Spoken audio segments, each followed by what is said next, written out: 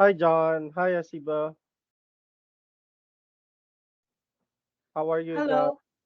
Yep. How was your weekend? Oh, it was good. Uh, Busy. Busy? Yeah. Okay. Go, sir. Hi, John. Are Hello, you, John. John? Yes, Are you in transit or are you moving? Traveling? yes, I'm currently out of the house. I'm not in the home. Okay, So okay. I'm hoping that the internet would stable for the lab session later. Okay, okay. Yeah, your mic is a bit off, but I was able to understand that. So, yep. So let's wait for the others. For today, we'll be starting with intermediate sequel. So with joins, but I think we've left out distinct. So we'll be going back to it and do a quick recapitulation of the discussion that we had last Saturday. And yeah, by the way, Cynthia Roberts uh, changed her mind, so she'll be joining the next cohort instead. I think it's like about schedule and timing issues. So yep, let's wait for the others. I'll be just on standby.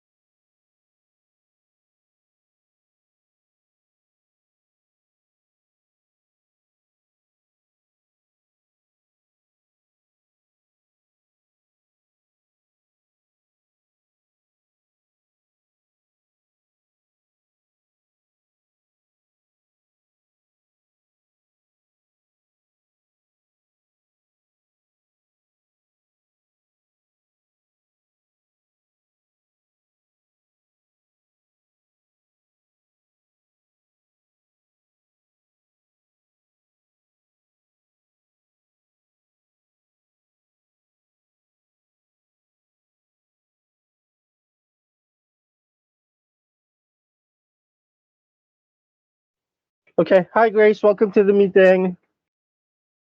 How was your weekend? Hello, it was good, thank you. I'm still at work, so I'll just be listening kind of in the background. Sure, sure. No worries. Thank you. Hmm.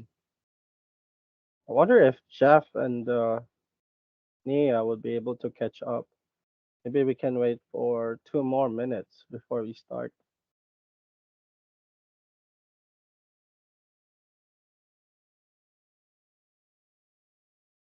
So, how was the lab session, John?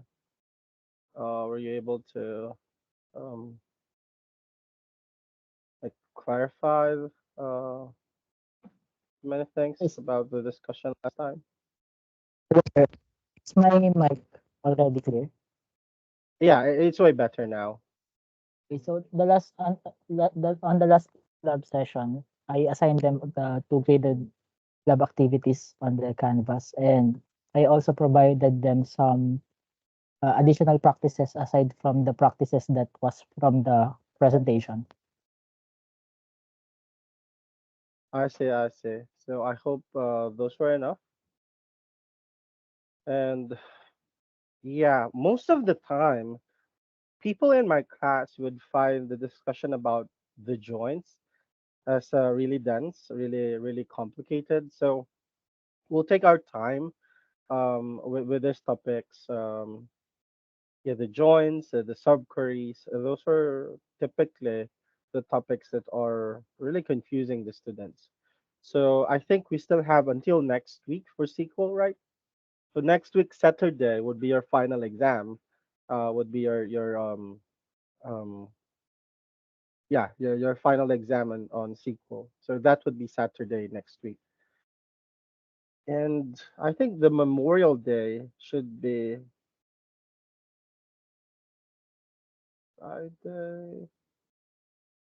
That should be Thursday, right? No, no, no. I think it's Monday. Was it Monday? Yeah. Okay, John, can you verify? Do you have the thing, the calendar? I can't totally recall the.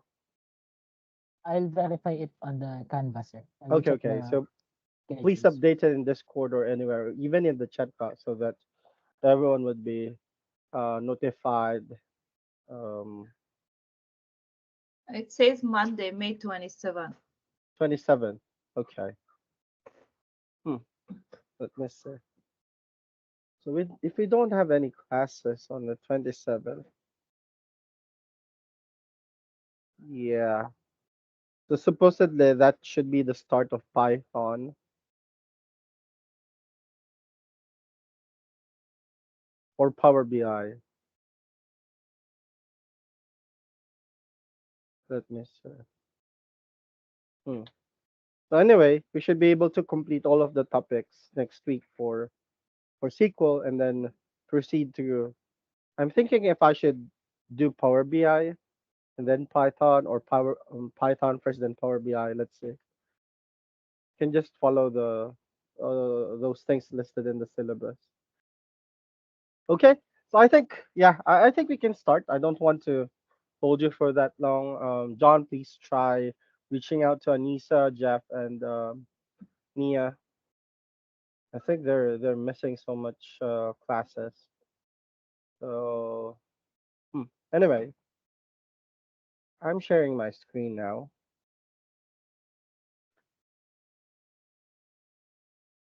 So let's have a quick recapitulation of the discussion last time. Okay.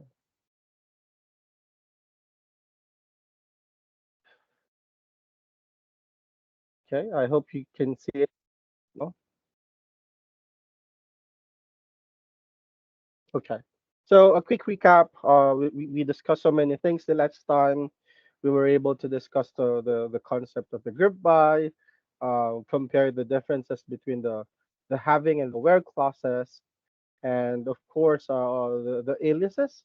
So the aliases will be using them most in the discussion of joins, and we have left out the discussion about distinct. So we start with that before we move on to joins.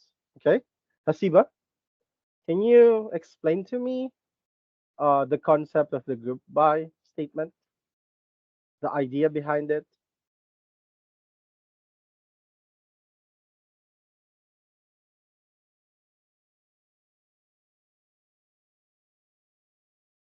Hasiba?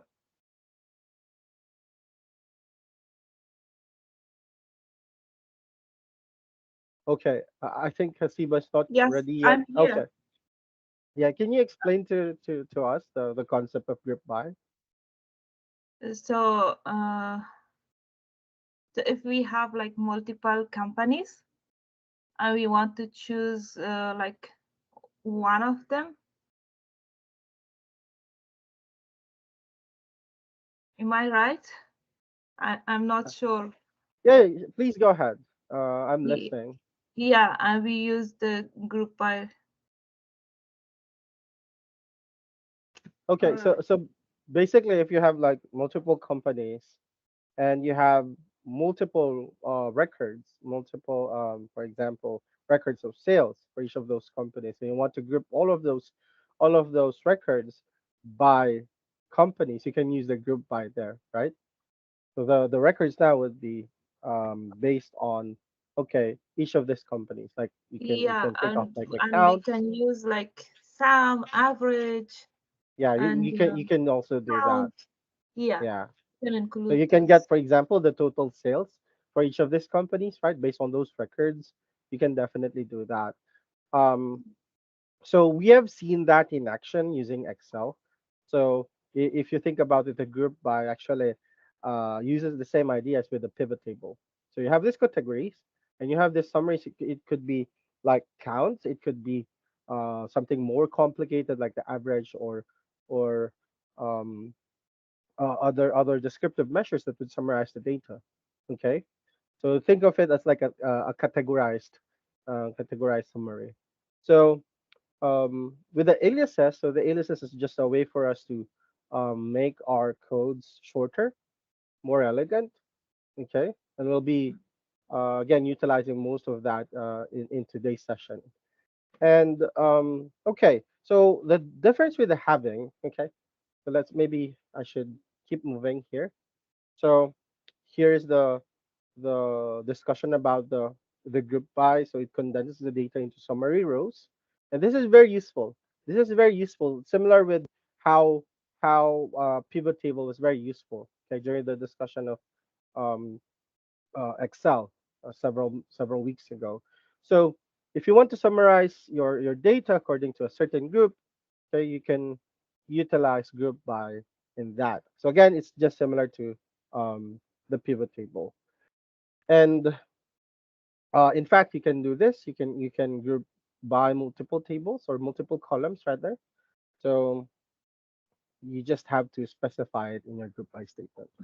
Okay. And how about aliases? So aliases is just assigning a new name, a temporary name to your columns, to your table. Okay. It's not only applicable in the select clause. It can also be used in the table in your from class. So here, the tutorial.us flights can also be renamed such as just flights. Okay, and let's see that. Let's see that in action. So I'll be moving to mode, and I will show to you that we can also apply the aliases, right, in the table. So for example, we'll be using tutorial.us flights. So basically, I'll be renaming this as just flights. Okay, for simplicity, I'll be grouping by unique carrier. And here, I can refer to the select clause as, okay, select flights dot unique carrier max distance uh, um, max distance, just distance supposedly, yeah. And let's also apply it here. So as max distance. In this way, we'll see that it can also be applied to tables as well. Okay, as you can see now, I am referring to this new table, or rather, it's the same old table. Okay, but it has a temporary new name. I'm referring to it as now as flights table. So whenever I reference to it, I will be referencing to this new temporary name. Okay, um is it useful? The answer is yes, especially if you're working with multiple tables, as you will be seeing later during the discussion. Okay, so again, it's not only applicable with the columns, it could also be applied to the actual table itself. Okay, and then we have the having. So the difference between the having and the where clause is only um the order of execution, right? The order in which the clauses are being run by the system. So basically, as what you are seeing right now, the where would be applied first before the group by. So if you would be filtering by an aggregate value, it would not be possible. And one more thing is that the where clause, when you apply uh, when you apply a condition to it, it would be doing it for the entirety of your columns. Okay, all of the rows in your columns. So if you try to combine it with the group by statement, it would not be possible because the group by applies it um, by groups. So you're applying whatever function, for example, the average, you are applying it by or within the groups. Okay, so that's the major distinction between the having and the where. So in the having clause, once the groupings have been have been identified, the summary values, this descriptions like the average and the sum would now be applied to these groupings that are now present in your um, data set. Okay, so the where, it applies to all of the rows in your columns, and the having, it applies to the groupings that you have identified in your group by clause. So think about it this way. So I think we have highlighted it in our previous discussion that imagine having um, an Excel file that contains let me see. It's loading very slowly. Okay, wonder why. Okay, I'm pulling out my Excel.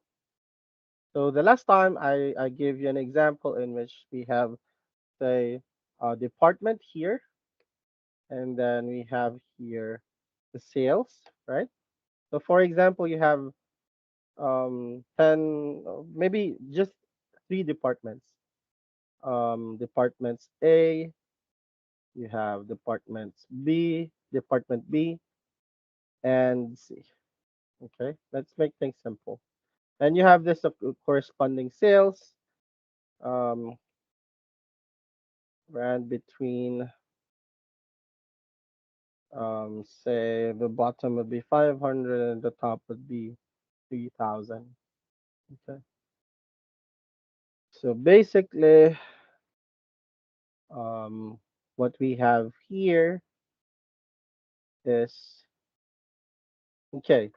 So we have here three departments. So the department A filled with this yellow color, department B with green color, and then department C with another different color, say blue.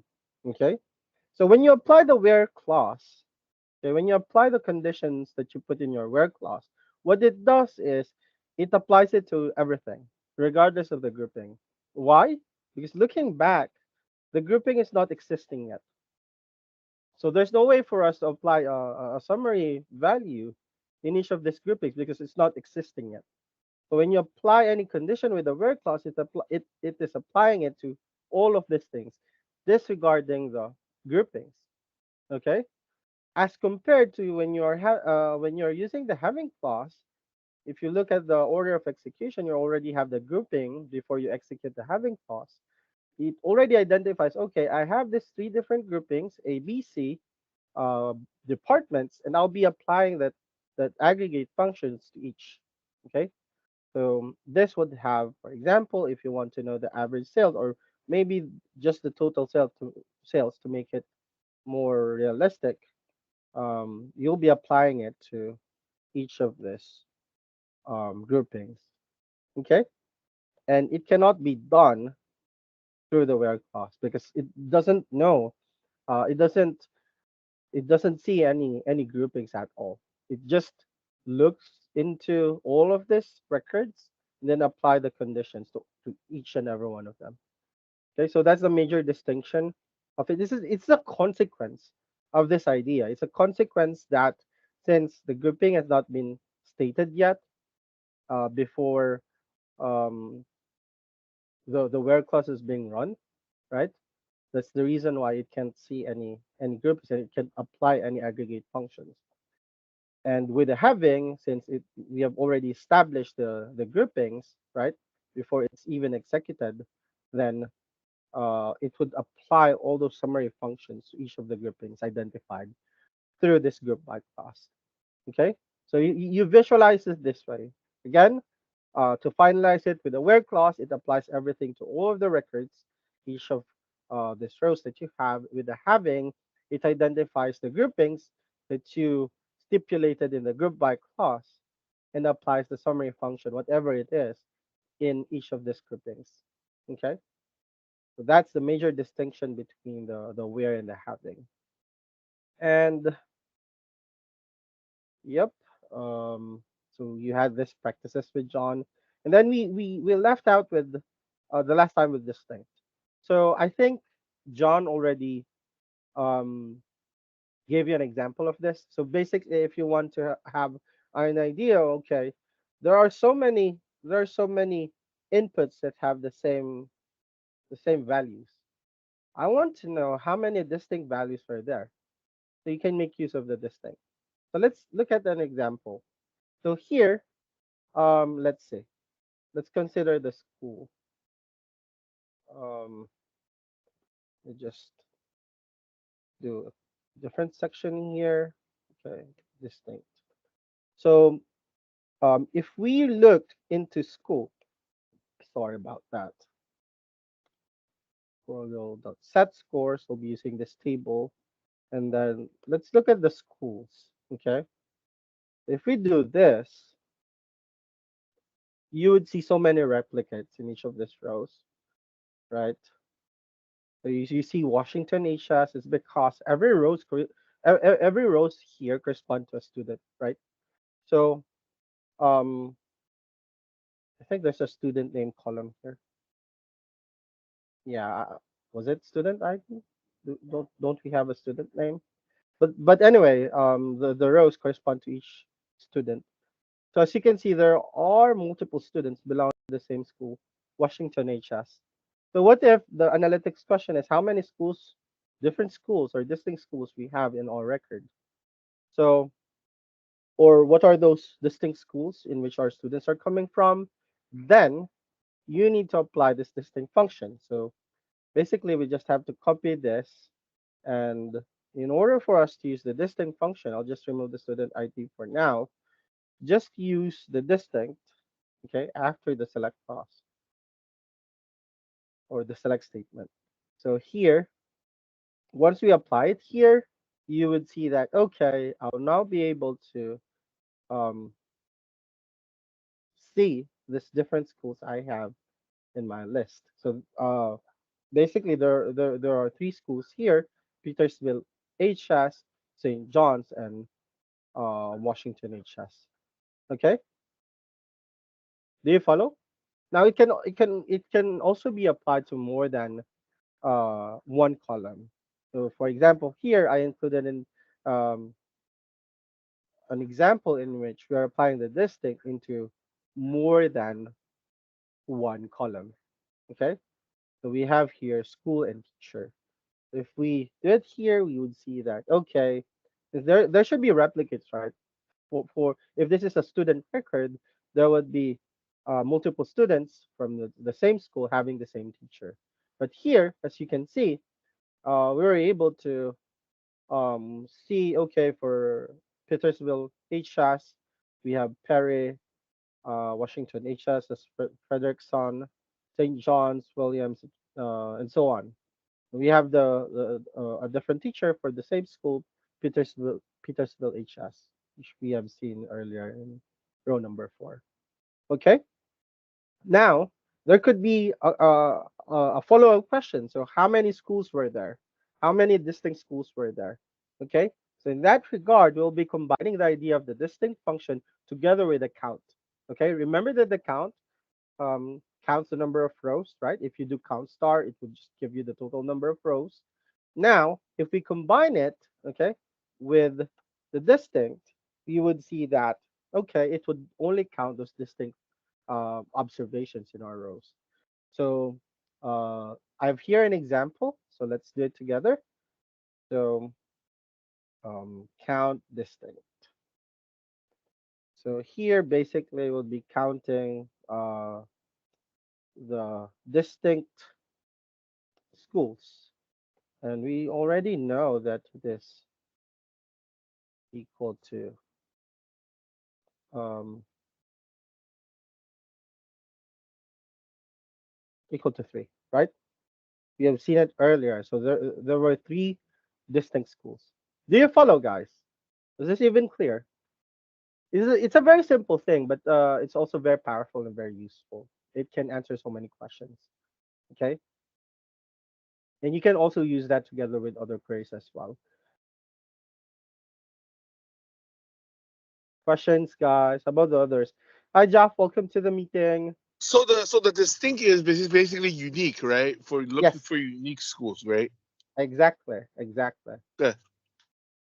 Yeah. So if, for example, you have encoded your schools, like if you go back here and you've encoded, like you were referring to the same school, but you committed a typographical error, it would also appear in here. Like for example, you coded it as like Petersville lowercase hs, it would also appear in here, and that's a pain. That's a pain because you have to look for all of those records and convert it uniformly. Okay, so that's a typical pain to analyze. Just like what I was doing yesterday, I was analyzing this medical data, and it's just so dirty. I mean, I've been cleaning it for like 2 days now, and every now and then, um, I just spot so many inconsistencies. Like it, a column is supposedly a numeric variable, okay, a numeric column. However, the the researchers used the less than symbol and the greater than symbol, so automatically when you do that in your input, it will be recognized by the system as a string. Okay, so that's a pain. And typographical errors such as lowercase and uppercase letters. So if you do a distinct count in there or count distinct, it would appear as a different category. The system, SQL or whatever programming language, doesn't have that capability of distinguishing whether it's just the same thing, but you committed a typographical error, or they would treat it as a uh, two different entities. Okay, so always check your inputs, your spelling to avoid that thing.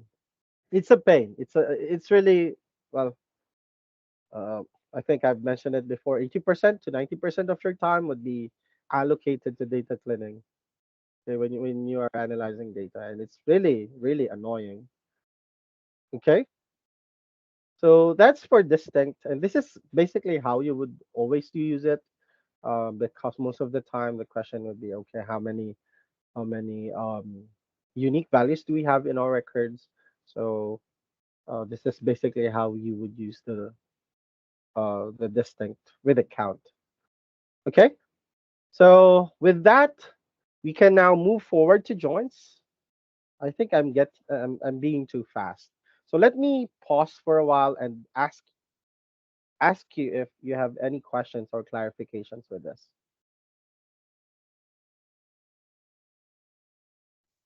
I guess my question is about the having still, like having. Hmm. I'm still a little confused about, like, if I understand, like there's certain like aggregate Hmm. scenarios where we need to use having, we can't really use have. Yep. But we can really use where. But can we just use having all the time, like not use where? Not really. When you try to use having, it would recognize that you have an aggregate function or a summary. You can try it like um you try to filter a data set through the having. Let's see. Let me think of an example. So from tutorial.us flights, and um, let's filter um, flights, uh, flight delay or Yeah. ARR delay or delay greater than 0, and we do a select star. I think this was the one you were mentioning, right?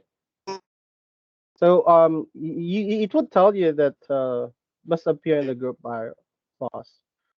So in this kinds of situation, the where I clause guess should be my main thing is just like why won't it yeah, I guess my main thing is just why won't they just have one function that covers both? Why do you have to have two? Like why don't they have like just one thing that covers both, right? Like I know yeah, it will yeah, give you I error.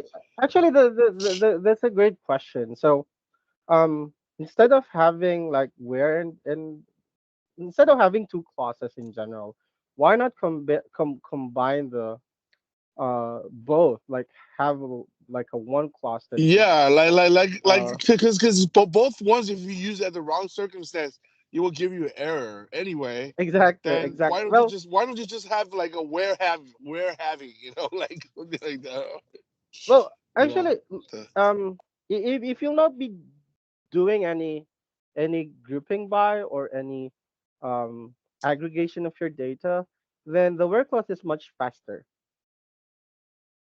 Oh, because so it it is will just faster actually. yeah, because it will just get all of the values in your column and then apply the condition. Got it, Um, got it. it's way faster, and if you look at the um the query, it's really more simple, right? Okay, Yeah, there could be other reasons that I'm not aware of, but based on my experience, it's just way simpler to filter your got it, records in the work got class it. if you don't have any group by. And most of the time, you don't really need to group it by, right? Like for example, you Yeah, have a quick question from your manager, like I want to see all the records that are exceeding this number. Then you can just do the where clause, and you'll be able to get all of that, yeah, yeah. right? Yeah. So I think that's actually the reason for it. And hmm, if you look at the flow of thought, if you look at it in that perspective, like from where group it by having this value, then select would just be like what are the columns that should appear in your output. It's not, well, it's only a matter of preference, I guess. Also context specific. It has this natural flow of logic. Okay, it has this natural flow of logic. It's not very evident, but that's how I see it. If you compare it with the English language, I think it's very similar to it in that sense. Instead of like having the where also again, like from where group by where or from group by where, select order by. Um, so I think the developers, the SQL developers, thought of okay, we should um, have a different name for it, although it does the same thing almost, but on a different on a different framework, on a different setup. Um, in order to avoid confusion, then we should call it a different name. Does it make sense, Jeff in the group? Having is I basically mean, yeah, a group. I still think it will be easier if it just have one, but but I mean, but yeah, I guess um I guess I understand. I understand. Maybe they just wanted to separate it, like because Yeah. they are a little bit different. So Hmm. And maybe at the higher level, let me think. Um, I can actually create a filter using a subquery. That what require me to use having, but it's more complicated to do that. It's always easier to do the having instead of doing another query. Hmm. Let me think. And if you're thinking if there's like a clause or a statement in SQL that would like do the same thing, but um it's just a like a simplified version of this too. I don't think there is. Um, give me a minute to think.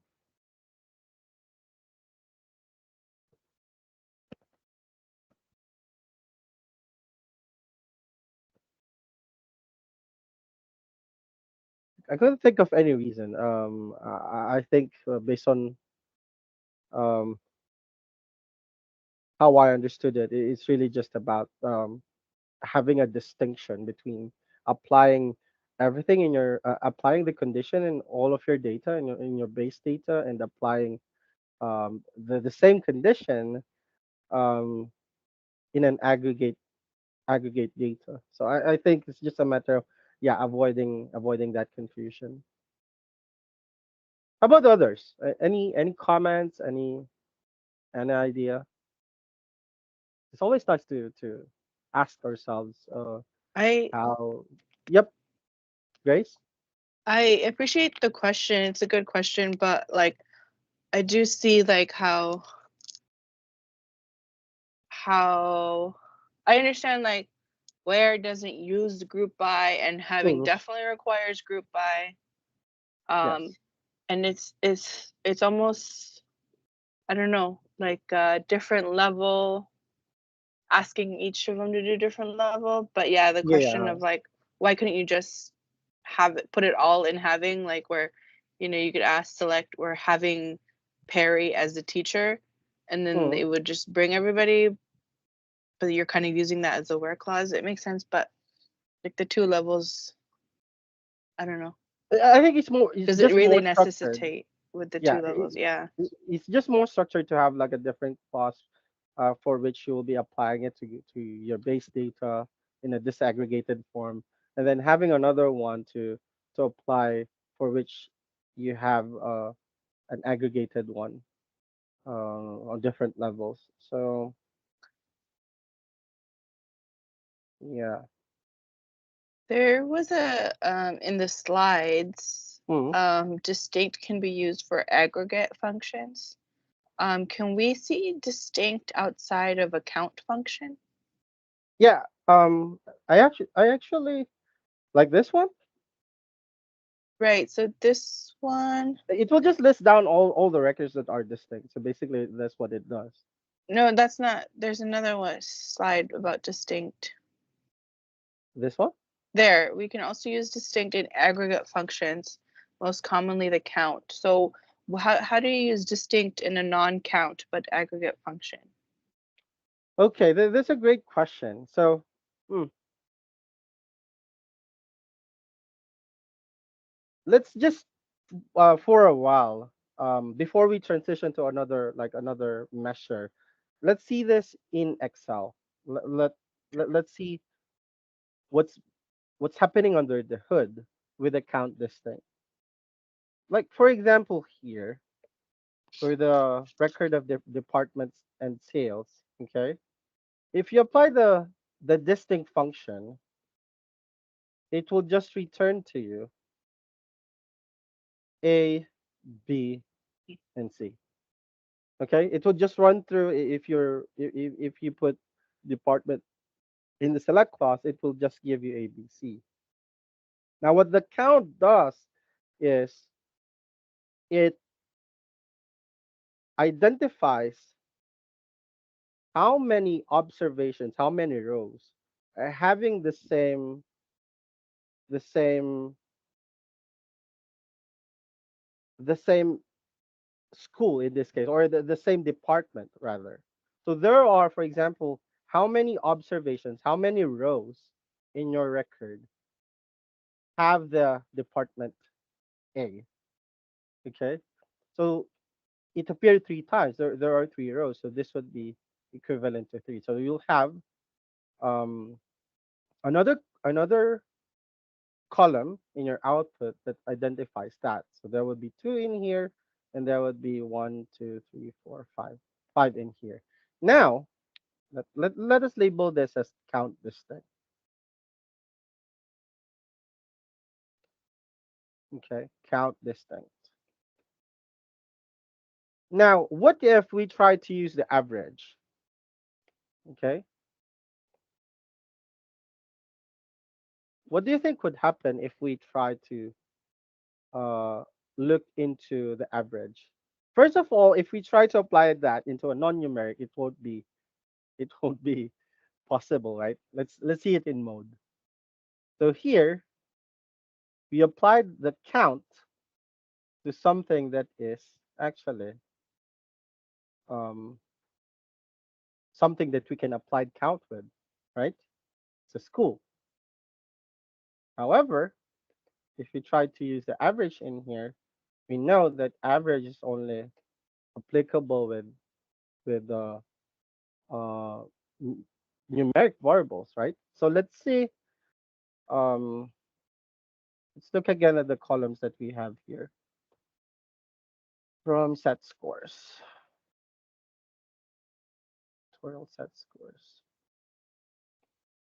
and let's limit it for like 100 rows. I just want to see the columns that we can play with. Oh, there are scores in here, so we can make use of that. Let's see SATMA. Okay, SATMA.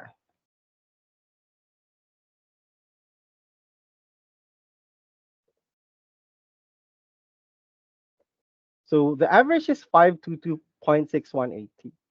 182. Okay. Now let's see a versus here. Select, or rather from tutorial dot set scores,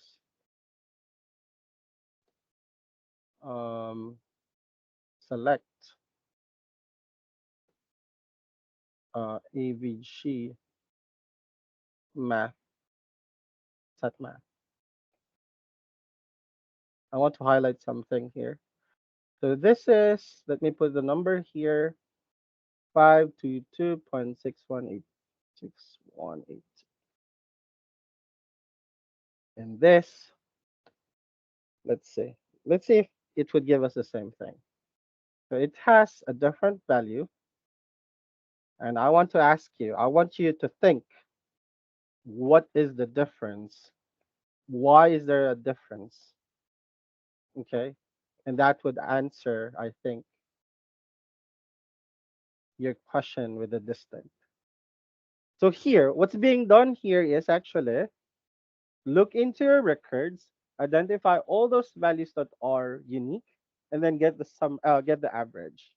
And here, it doesn't do that. Even if you have like 2 students who got 5112, 5112, it would be included in the computation of the summary. Does it make sense? So while we can apply the average function and other summaries, in this case, it doesn't make any sense. It's not even it's not even correct to do so, because once it encounters the same record, the same value in your rows, it would skip that. It only, like for example, like if it has 5 values that are similar to each other, it would only take one. Do you follow, Grace? Was that something clear? Yeah, that makes sense. I don't know. Hmm. Maybe What like about with the the more distinct? non-numerical stuff, it would make more use, like more practical, but Yeah, yeah, it makes exactly. sense. Yeah. Exactly. Yeah, well, to be honest with you, most of the time we'll be using the count distinct in pairs. You would not be there would be less cases in which you'll be partnering distinct with the average. Um, if you want it to be like per student, if it has like per student, they have 5 different sources of grade, then the group buy would make perfect sense instead of like doing it by this thing. Doesn't really make sense in here. So yeah, you're actually correct that it is most useful with character variables, with um string string variables.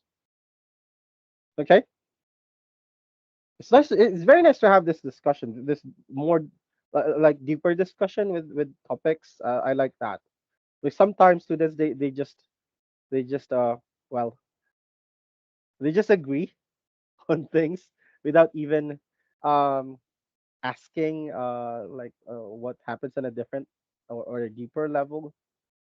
So this group is being more of a scientist, and I love it. Okay, asking more questions, and we dive deeper into the topics. Okay, so yep, I hope that clarifies things with this. Jeff, I think you missed this part.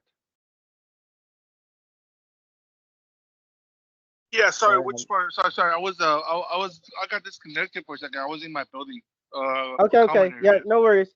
So I just gave an example about applying the average on something in which the distinct has been applied to, and as you can see, it gives a different value if you just take the average of everything. The reason for that is with a distinct, it only considers unique values. So in Unique this, values. yeah, in this case, it doesn't make sense to do that, right? But Yeah, it's because still some people possible. have The some same, people will have the same score, right? yeah, exactly, exactly. Oh. So Is yeah. there any one? Is there one where we're gonna do like I think it like is there ones that where you will take average for all the um actually I don't know like you would take like let's say for example if there's like 80 entries there's 80 entries for the Mm. for scores and then a couple of them like maybe 10 of them are null but null should just be counted as zero so No, no, is there any no. way to like With the is there any average, with the okay average, you won't consider it as zero. Those nulls would be ignored. Because if you count them as yeah zeros, so then is there any sorry this is maybe a little bit more like like out of like no a little bit worries. digression Mm. but like if I want to count those nulls as zero is there any ways to do that. Well, the easiest way is to input values. Like um Okay, to for actually have instance, the there's a value city input. Yeah, you'll for all assign the values to nodes to them. okay, cool. Got it, got it. Yeah. Okay, okay. We will actually discuss that when once we transfer to Microsoft Server Studio. We'll be creating our own Oh, table, okay, and we will see how. Well, in mode, it's not actually possible to do that, unfortunately, because okay. these tables that we have here are kind of like fixed.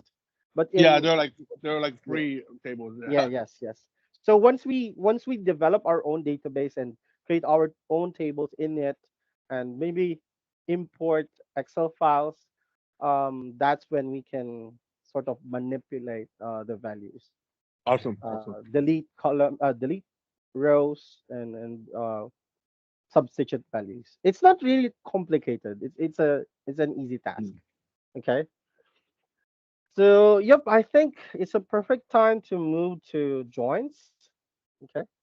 So with joins, basically we've done it, okay, without you knowing it. Remember the discussion about Power Query when we linked the tables together, the employee table, the department, and the sales. Remember that we Oh have yeah, found yeah, out yeah. in there, yeah, that Sarah is like a new employee, but she was able to sell um a good number of vehicles. However, when we looked into the profit, it seems that while Sarah has a good gross, okay, total sales in terms of profit, she ranked I think fourth. So she was able to sell those vehicles with less profit, okay, and the more experienced ones, they were able to sell this vehicles, most probably luxury vehicles with a higher profit for the company. So we'll see that again, and we'll extend the discussion. So there are multiple types of joins. There's an inner join, there's an outer join, and so many other things. There's also this union that we need to talk about. And yeah, most of the time, really, you'd be working with multiple tables. Could be more than two tables, and that's where life gets complicated because the query gets very lengthy, and the more lengthy your query is, it's more prone to error, and yeah, it's very easy to get confused. So we'll take our time here, okay? Because this is the section in which students tend to get confused, very confused. So we'll take our time and focus more on understanding. Okay. So what are joins? The real power of SQL comes from working with data from multiple tables at once, much like Power Query, okay, or Power Pivot. A join is a clause that combines rows from two or more tables based on a related column between them. Remember the primary and foreign keys? Okay, we'll be using the idea. We'll be using primary and foreign keys in here. Okay, so let's start with an example. We have a table of data on college football players. So we have this from mode, college football players. It consists all of the information about football players, okay? The names, their heights, and so on. And we have another related table of data on college football teams. So this teams table identifies the conference they're into. It identifies the teams and some other related characteristics. So we have here a question: which conference is each player in? So the first step to do this is to be familiar, familiarize ourselves with what are the columns, what are the fields that we have for both of the tables. So how do we do that? How can we familiarize ourselves with Do we just the do like a column? select star from and Exactly. then maybe Perfect. maybe just limit to like that? Yeah, exactly. That's what we need to do. To familiarize ourselves with the table fields. So let's start with what? Um, the players table, right? So from college football players, we'll do a select star. And for this, we can limit it to just, the limit is just 10. Okay. You just need the column names and make sense of the records that we're having in this table. So if we do that, okay, we have the school name. Again, this is from the players table. We have full school name, okay, like a shortened version of it, player name, position. I'm not very familiar with football. I'm not sure what this acronyms are referring to. And they have Oh, this this is the type. football. Yeah, football. The only sports that I'm familiar with is basketball. Okay, Yeah. that's So it. And running back, wide receiver, cornerback, quarterback. so it's good that we have Jeff in here to guide us with the different acronyms that we have here. Um, yeah, that's one thing also. If you're trying to develop, well, if you're data gathering, okay, always put descriptions um about the acronyms, like what your uh give an idea to the other persons or the other people that would be reading your or looking at your data on which these acronyms are referring to. So we have the height. I think this is on inches, height on inches. Then we have weight. Could be. I think this should be on pounds because this is a like in US. They're using pounds, right? Most likely, this is on, or could be kilogram. I'm not really sure. I'm just guessing here, but it's a weight. Okay, it's a weight. And we have here year, junior, sophomore, uh, senior, and so on. And we have hometown, Atlanta, Louisville, Winter Garden, and so on. We have the state, and we have the ID. The ID doesn't give us so much information. It's just a counter, okay, row counter as we call it. So okay, all good. We have how many fields in here? We have 10 fields or 10 columns. Okay. Now we look into the other table. Okay, what's the other table again? It's the teams table. Okay. So look at the teams table and see what we have in there. When we do that,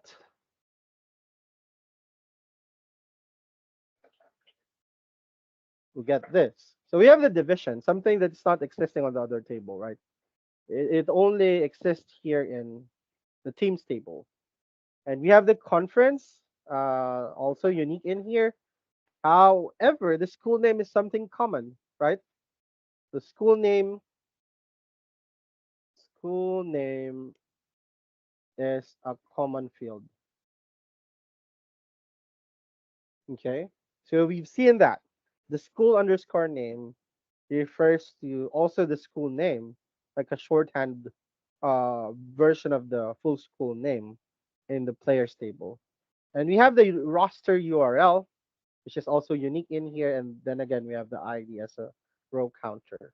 So basically, we have how many unique columns here? 1, 2, 3, 4, 5. There are 5 columns here, right? 5 fields. Perfect. Now, we'll be merging this by the common field. The common field is a key, a primary key for, it could be, well, primary key for,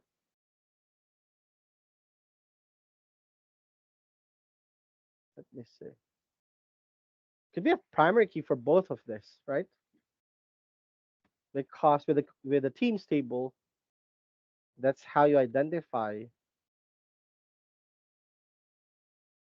each of these records, like the different schools. It's kind of primary key for both of these tables. So let's combine them together through the joins. Let's join them together. So we can make use of this information from the school name column to join them together. So basically, if in your players table there's a player there that is having this school name such as Memphis, it will be matched together.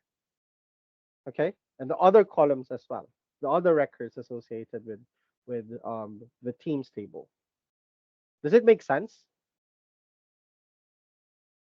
guys?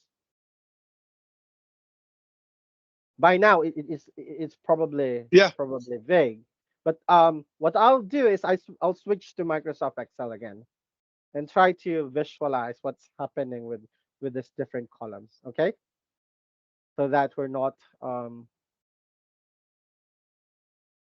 guessing. Okay, so let's see. So let's join them together. I want to join them together. So from Ben.College football players, I'll just call this as players table because it's very lengthy. And then from sorry, players do we have in here? Okay, so we'll be joining it together with the Ben.College football teams. I'll just call it as teams. And we'll be using the keys. What's the key again?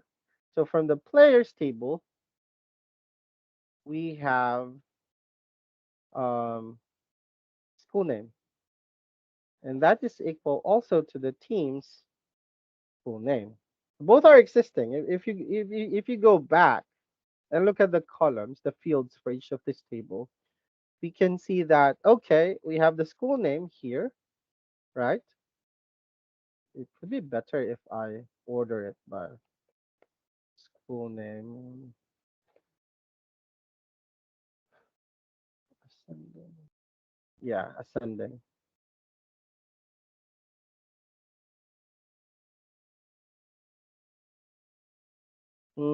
It's giving me an error here. Order by school name.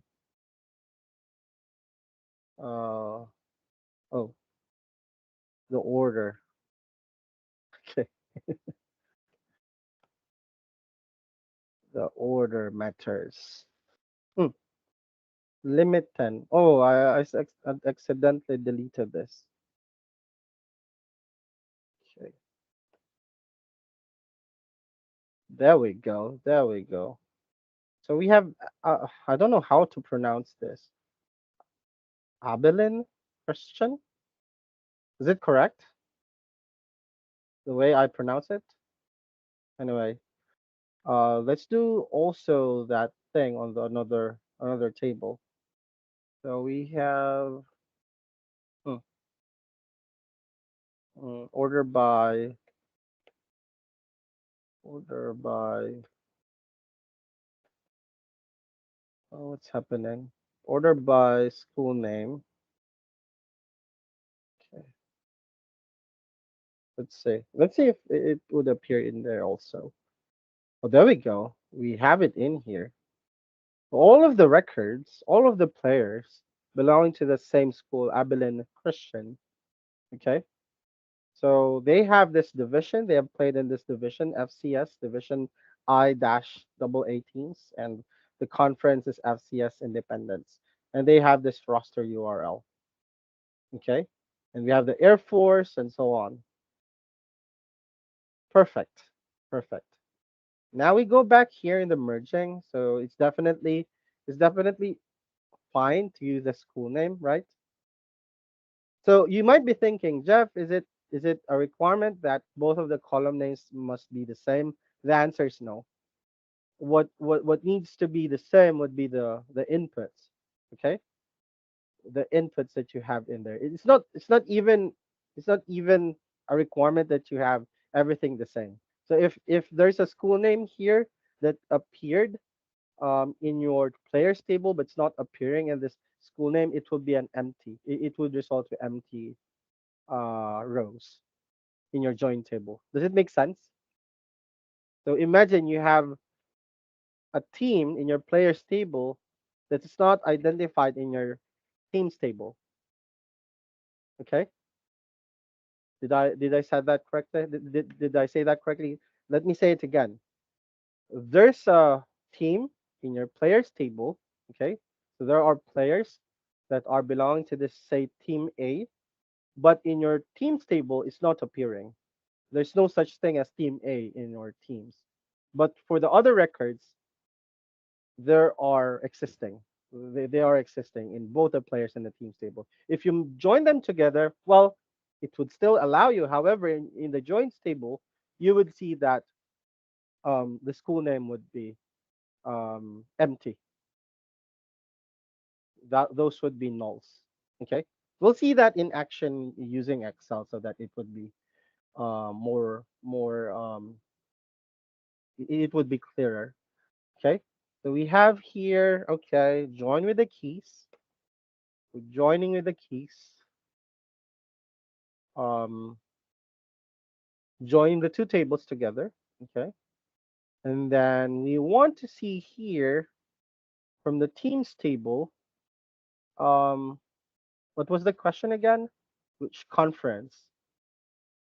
Conference, and I'll be renaming it as just conference, and then uh, from the players table, players name, and I'll just call this as players. So basically, what I'm trying to do here is I'm pulling out this conference table from the from this conference column from the conference table and this player name from the players table. and I'm renaming those two columns as conference and players. Okay, when we try running this, we would see, okay, that we have this. Okay, we have answered, okay, the respective conferences in which players are in. So Ralph Abernathy is playing on American Athletic, so as Macaulay McKay, and so on. Let's see the others. In fact, I think that's all in this case. We have only American Athletic. So let's talk about what's happening in there. Okay, let's dive in deeper. But any questions here? Any questions, class?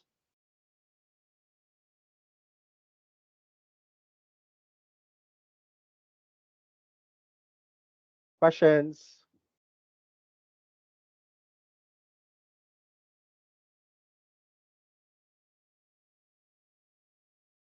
No questions? Is everything clear? I can make use of a thumbs up. Yeah, this part is Hmm. pretty clear. Okay, thank you very much. How about the others? Again, you can interrupt me anytime if something is unclear or doesn't make any sense. But let's dive in deeper. Okay. So this is exactly what you've seen earlier.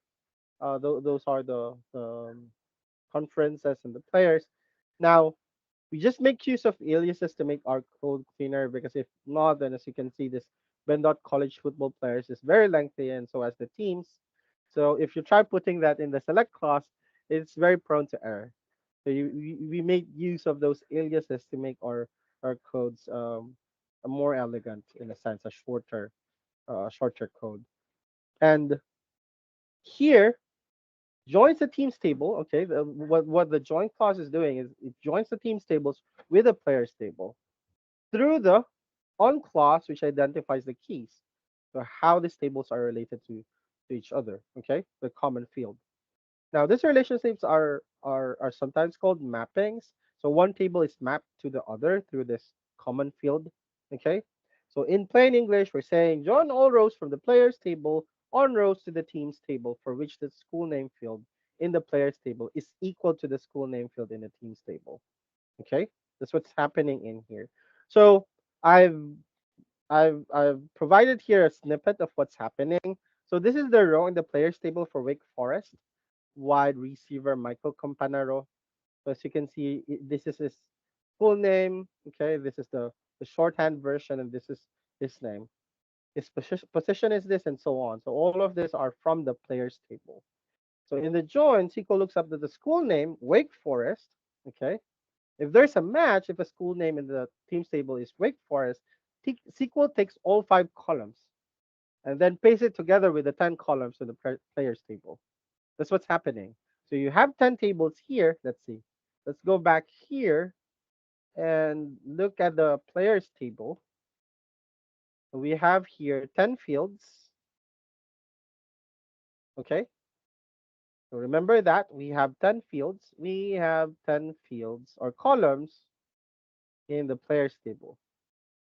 And then if we go back here to the teams table, we have how many? 5 fields or columns. Well, it's not common to call it fields actually. More intuitive is calling it columns. So anyway, now if we join them together, how many columns do you think would be the resulting merge table?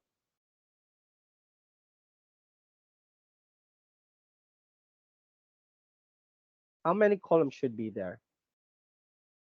Again, we have 15. why? Why is it 15? We had 10 to the first table and 5 to the second table. If we join them, Okay, so if we join them together, basically those 5 columns from the teams table would just be pasted together side by side with the 10 tables coming from the players table, right? Right? Has you the group? I don't know. Okay, I'm that's confused. exactly correct. That's exactly correct. If we look at this join table and look into the number of fields that we have in here, well, basically we have two here because I specifically um I've specifically put the two columns in here, but let's see if we do a select star, right? So that everything will be shown in here. So there are a total of 15 fields. Very good, Hasiba. So there are 15 fields in here because the 10 are coming from the um where was it? From forgot the one with the 10. The players table. So the 10 is coming from there, and then the 5 is coming from the player teams table rather. So there are 15 in here. And you can see it easily by going to the field section. Again, this is only with mode. The other platforms don't have it. So you have a ID in here, but however, as you can see, there are duplicates. So the IDs in here is just the same thing as the ID from the other, right? Do you follow? Does it make sense? You have the ID counter from both of the tables. So it's just the same thing. So there will be a duplicate in there. Player name, school name duplicate because both have the same school names, right? So there will be a duplicate column in there. Can you go back to the formula because mine is not showing the same result? Um, I just did the select star here from the very same thing. Um, just for a while, I think I lost my for a while. It doesn't give me the thing again. I think I need to. Also, the thing is that does it matter which one is the from, which one is the join? No. It doesn't matter. What matters is the common field that you'll be using. So that is actually the most important part in here. So if you screw up with like identifying the common field, then you'd be likely having a problem, like a completely different merge table. Hasiba, sorry, yeah, okay. I don't want to make you dizzy by moving my screen over and over again.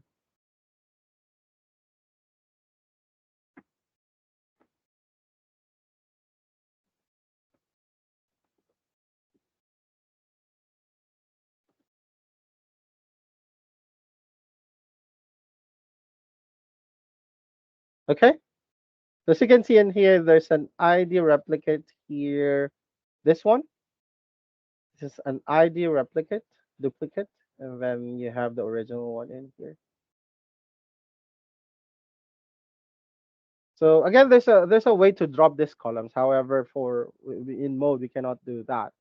But it's kind of easy to just drop them the columns in the row. You can just use the delete clause, which we'll be discussing once we transfer to Microsoft Server Studio, Microsoft SQL Server Studio. So it's not really a problem.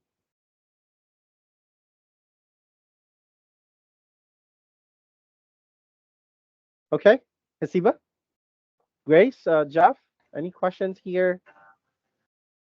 I'm good. Okay, perfect. Yeah, I like good, that. thank you. Grace, well, Grace is still on work. Yeah. John, please guide Grace. She's still working, so there might be questions and clarifications from her. So yep. Well, basically this is just the thing that I've shown you. But this is more of a like a looking at a specific row. Okay. And um hmm, let me think. Yeah, basically we've run this through. So let's talk about the different types of joins. So there are four types of joins. So what we've done earlier was an inner join. Okay. So an inner join. Are you familiar with the Venn diagram? Anyone? Venn diagram in mathematics? I know what it is, but I'm not sure. What are you trying to Yeah. like? Which part of that diagram are you mentioning? Yeah. Let me pull out my Epic pen. Oh no, no, no. I think I've prepared something that's similar to that. Let's see. So yeah. So there are four types of joints. And let me go back to that Venn diagram again later. So there's an inner join, there's a left outer join, right outer join, and full outer join. So it doesn't matter if you forget the name, but the most important thing or more important thing is actually knowing how this different different types can be used. Okay, how they function, how differently they function as compared to the other. So let's move on and discuss this. I'll be switching back to. I think. Well, I think it's the best time to do a quick break while I actually move to this new deck. How about that? What do you think, guys? Let's have a Sounds good to me. 10-minute break. Yep. Sure. Bye break. So let's see. Deep after 10 minutes. Okay, there we go.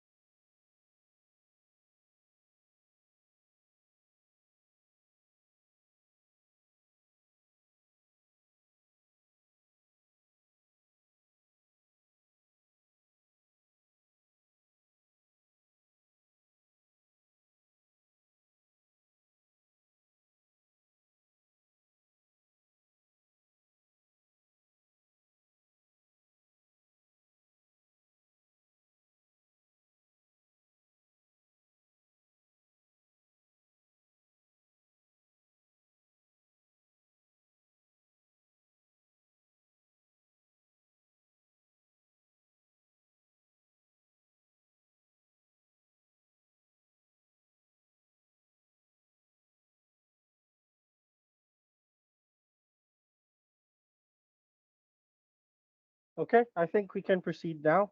Um, guys, are you back?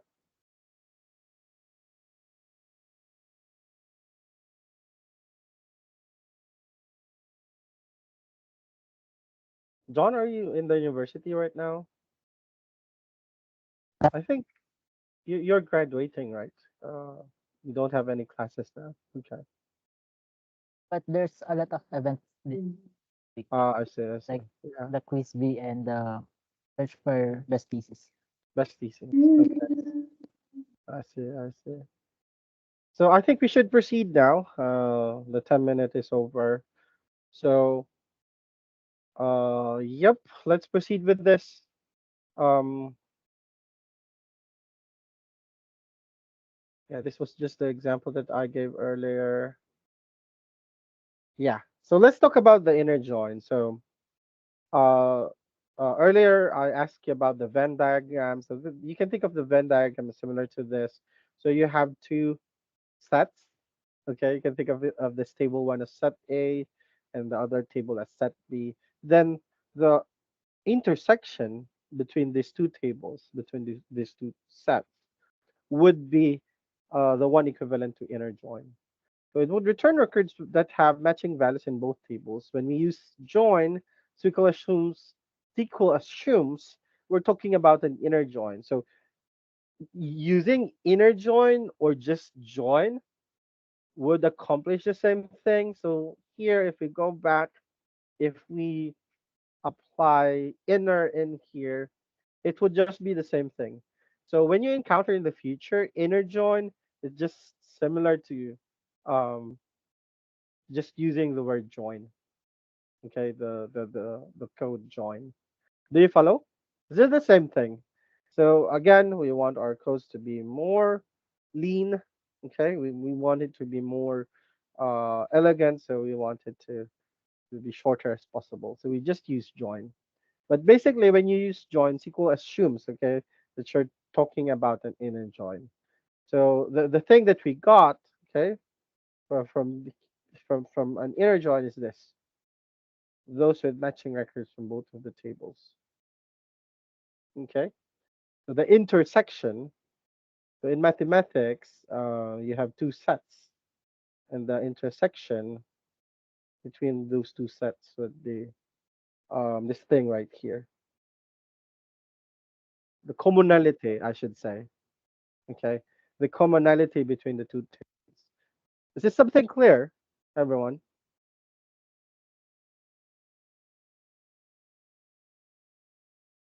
And of course, in the bigger table, those common records would be um, would form this much bigger table.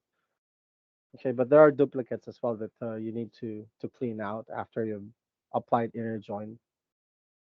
Okay, questions? You are suspiciously quiet, and I'm not sure if everything was clear.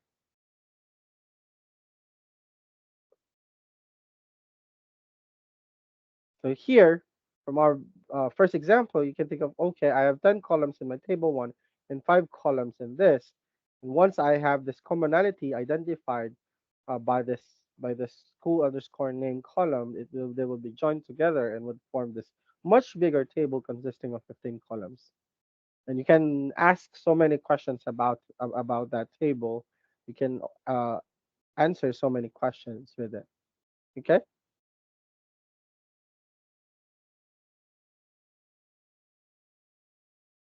Hmm. Okay. So now let's move on. Okay. I'm a bit uh, uneasy. I don't receive any response from you guys. So let's try to move to Excel and let's visualize what's happening in there. So suppose we have table one and we have table two. I want things to be really, really clear to my students. So um, let's look for ways. So we have columns A. Let's make it more realistic. Grades, student, name, and um, let's say uh, gender. Okay, so let's just say, yeah, let's make like around between 80 to 90 or 95. Let's not be stingy with the grades. And then we have the student and Yeah, a little stingy. okay. Sorry, I forgot to copy and paste again everything. Values, so it won't change. So whenever you use that randomization here in Excel, you have to copy and paste it as a value so that it won't change whenever you put new input. So we have Jeff, we have Grace, we have John, we have Anissa, we have Hasiba, we have Nia, and we have student X. Okay, we have student X, and we have okay gender and male. Okay, now we have table two. So I think I have to create a student ID in here, right? The student ID would be just simple as this: 1A, 1B, 1C, 1D, 1E, 1F, 1G. And then we have another table that is containing department. And let's see. So suppose that hmm, we have also another ID in here. Let's say ID stud. Okay. And for the department, we have okay. We have department A from students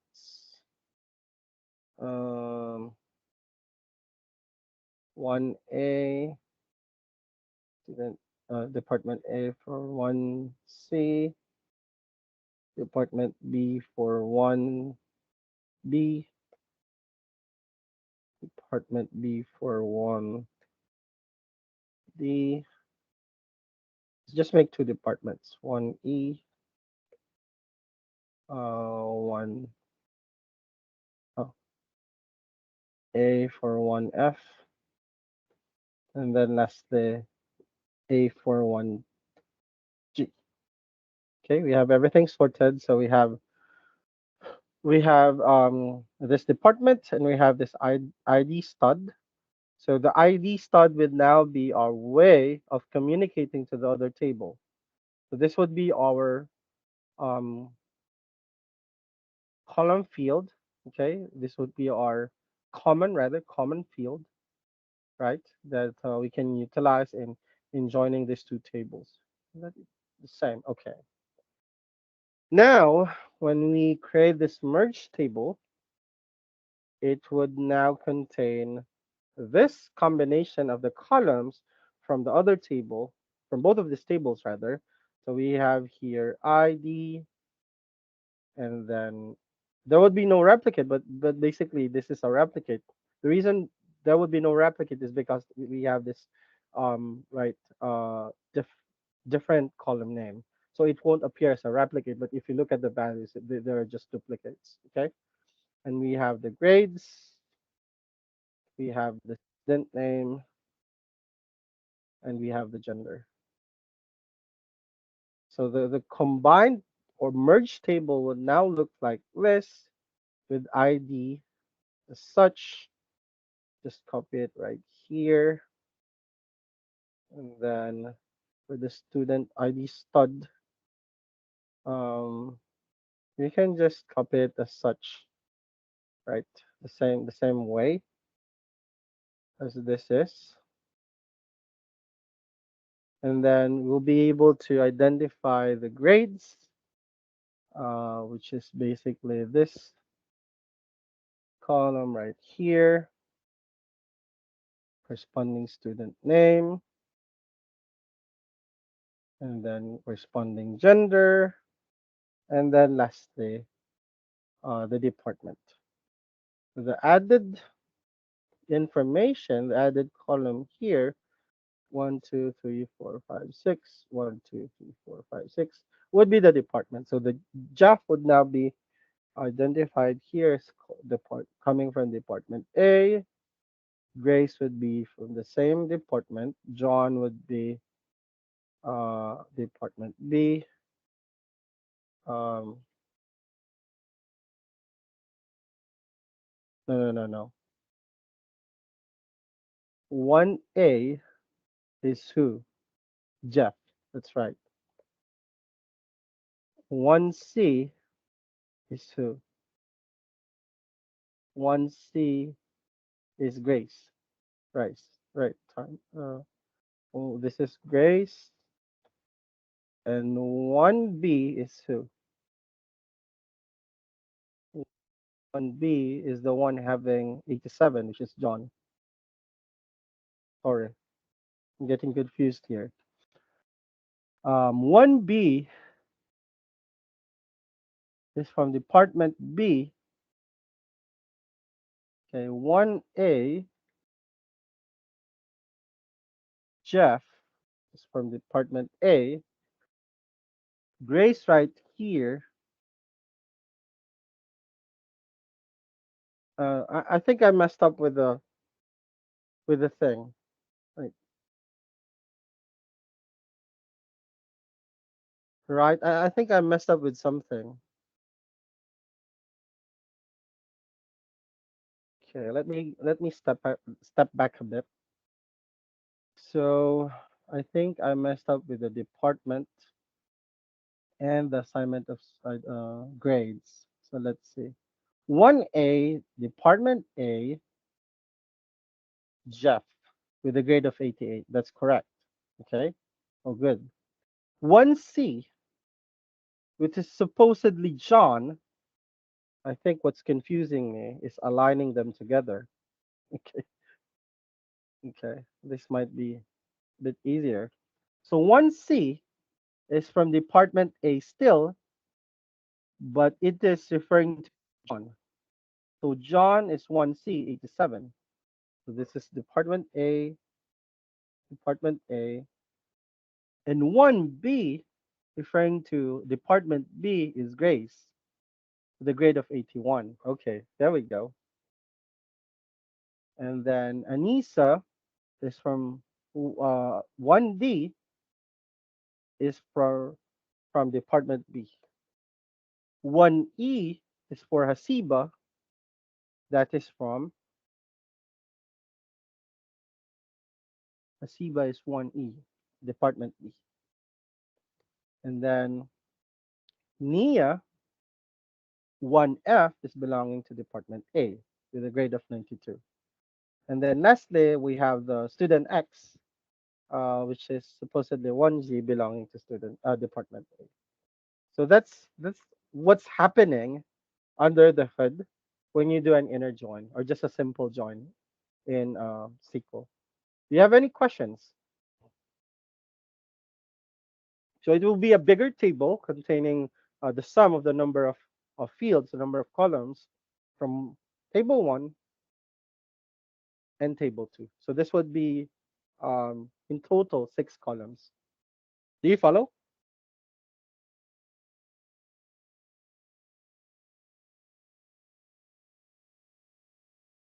It's not really that complicated. It's just a matter of showing what's going on under it, so that yeah, you can easily troubleshoot things once you know how things work. So yeah, not really a complicated stuff, and we're doing it actually. What we did with Power Pivot is what we're doing right here with the inner join. So hmm, let me So think. for this one, the join and the inner join look the same. The They data, the results look the same. But if there were more students that did not exist in both tables, then they don't show up on the inner join. they would show up. However, if for example, um, let's see. Suppose that let's add a table 1. Say, hmm, let's think of um, ID 1Z, 1Z, and that student has a grade of perfect. Okay, and that is student Z, and the gender is say female. Okay. However, in this table two, um, let's suppose that there's a missing value here. We don't know the department of that student. So I think. So in this case, I'm not sure if this is the question that you're asking, Grace, but let me know. So there's a student here, okay, that we don't Yeah, know. and like let's say like table 2 is like day 2 of a festival, so they don't even show up in the data of table 2. So then they would show up in a join function, but not in an inner join Y- function. No, no, no. The join and the inner join are basically the same thing. Okay. Yeah, they But are. I'm still a little confused about like what's the left join and the right join and the inner join. Well, how are they different? Yeah, Like, the left join. We'll be discussing the details, but actually, the left join is the matching tables from the left table combined with the other records from the other table, from the right table.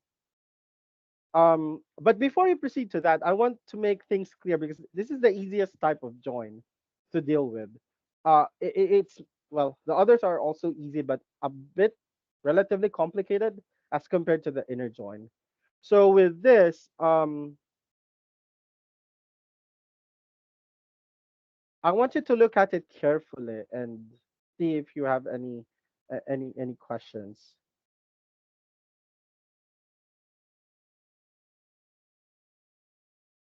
So you would only get here the matching values basically. So those with matching records from both the tables one and two. It's a completely different thing with the right and the left join, in which even if there are no matching records from the uh, left and right table, it would be included. But yeah, those things would have nulls in it. So let me also think of a more complicated example here while you are thinking for a question. Let's see. So what if in this case we know we have the student ID in here 1Z. However, we're not sure of where department is that student is in. So since we have used the student ID or ID stud as a way to join things, we have matching values from table from table one, which are identified by this student IDs. Okay, 1A, 1B, up to 1G. So in this case, this would not appear in our merge table. So it will just include all of this with matching values together. But that's what I was saying, right? It only does the matches for inner join, or Yep, that's exactly. And that's with the join also. So it's just a matter of name, Grace. Join and the inner join are just the same thing, same things. But there are other types of joins, like let me see. I think I might confuse you with something. So there are multiple types of joins. The one that we're talking about is just this join. You can omit the inner word, but they would still be the same. The inner join, and the the join. But here we have a different type of joins, left and right, and full outer. So there's a big difference between this different joins as compared to the inner join. They're a bit more complicated actually. Okay. Anything I said that confused you? I'm thinking. Mm,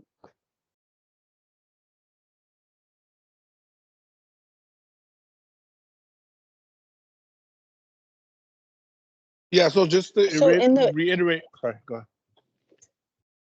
so in the merge table, what would happen to course a line that would correspond to 1Z? It would not exist. It would say null under department or what? Okay. Yeah, I think that's the confusion is. So the query we will be having with this is from table one, okay, join it together with table two. On if you use ID, okay, there would be a matching value with 1Z in here, right? So there's a 1Z in this case for the table one and the table two. However, the department value is the one that is missing. So if we look at the table, okay, I have 1Z in here, okay, but it will not appear in the merge table, particularly with department. So I have 1Z in here, 1Z, because again, both of that records are existing in both the tables. It is existing in table one, okay, and it is existing in table two. So we can figure it out. Okay, this is referring to the same thing. 1Z is 1Z. However, other information, so I have the other information 100 and Z, and its gender. However, my missing would be this thing. This will not be included in the merge table because you don't have any information about it at the first place with the second table. Does it make sense?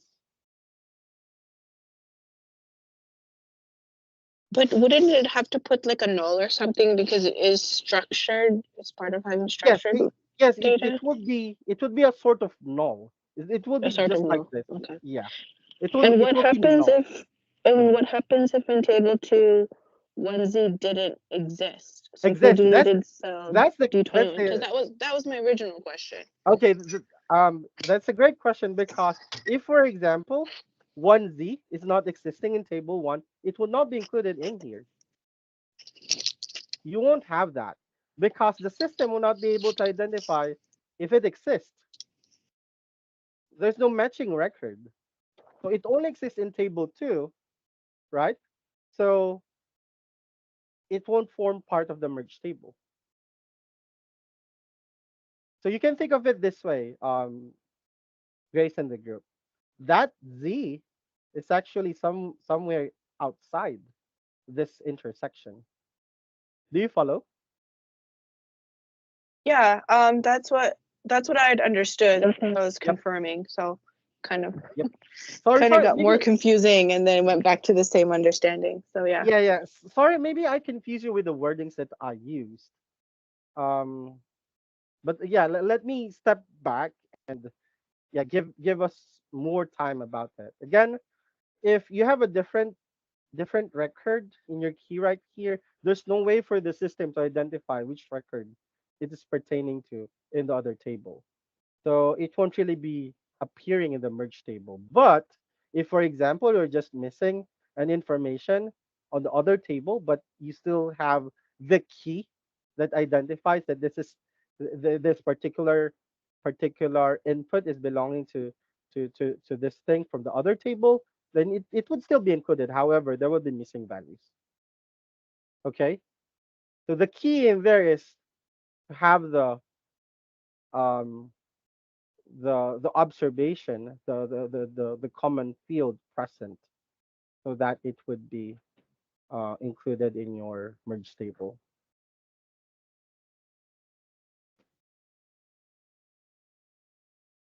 Okay, guys. Did I remove the confusion or did I add to the confusion? Hasiba, Jeff, Grace.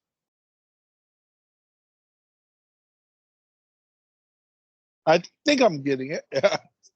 All Yeah. good with me. Yeah. Okay. I think Grace already pointed it out earlier, but I think what I how should I say this? Um, I discuss it all over the like the other way around, but eventually get at it, back again, something like that.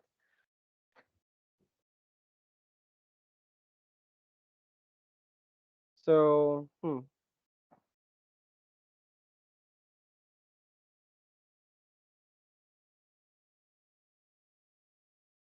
okay.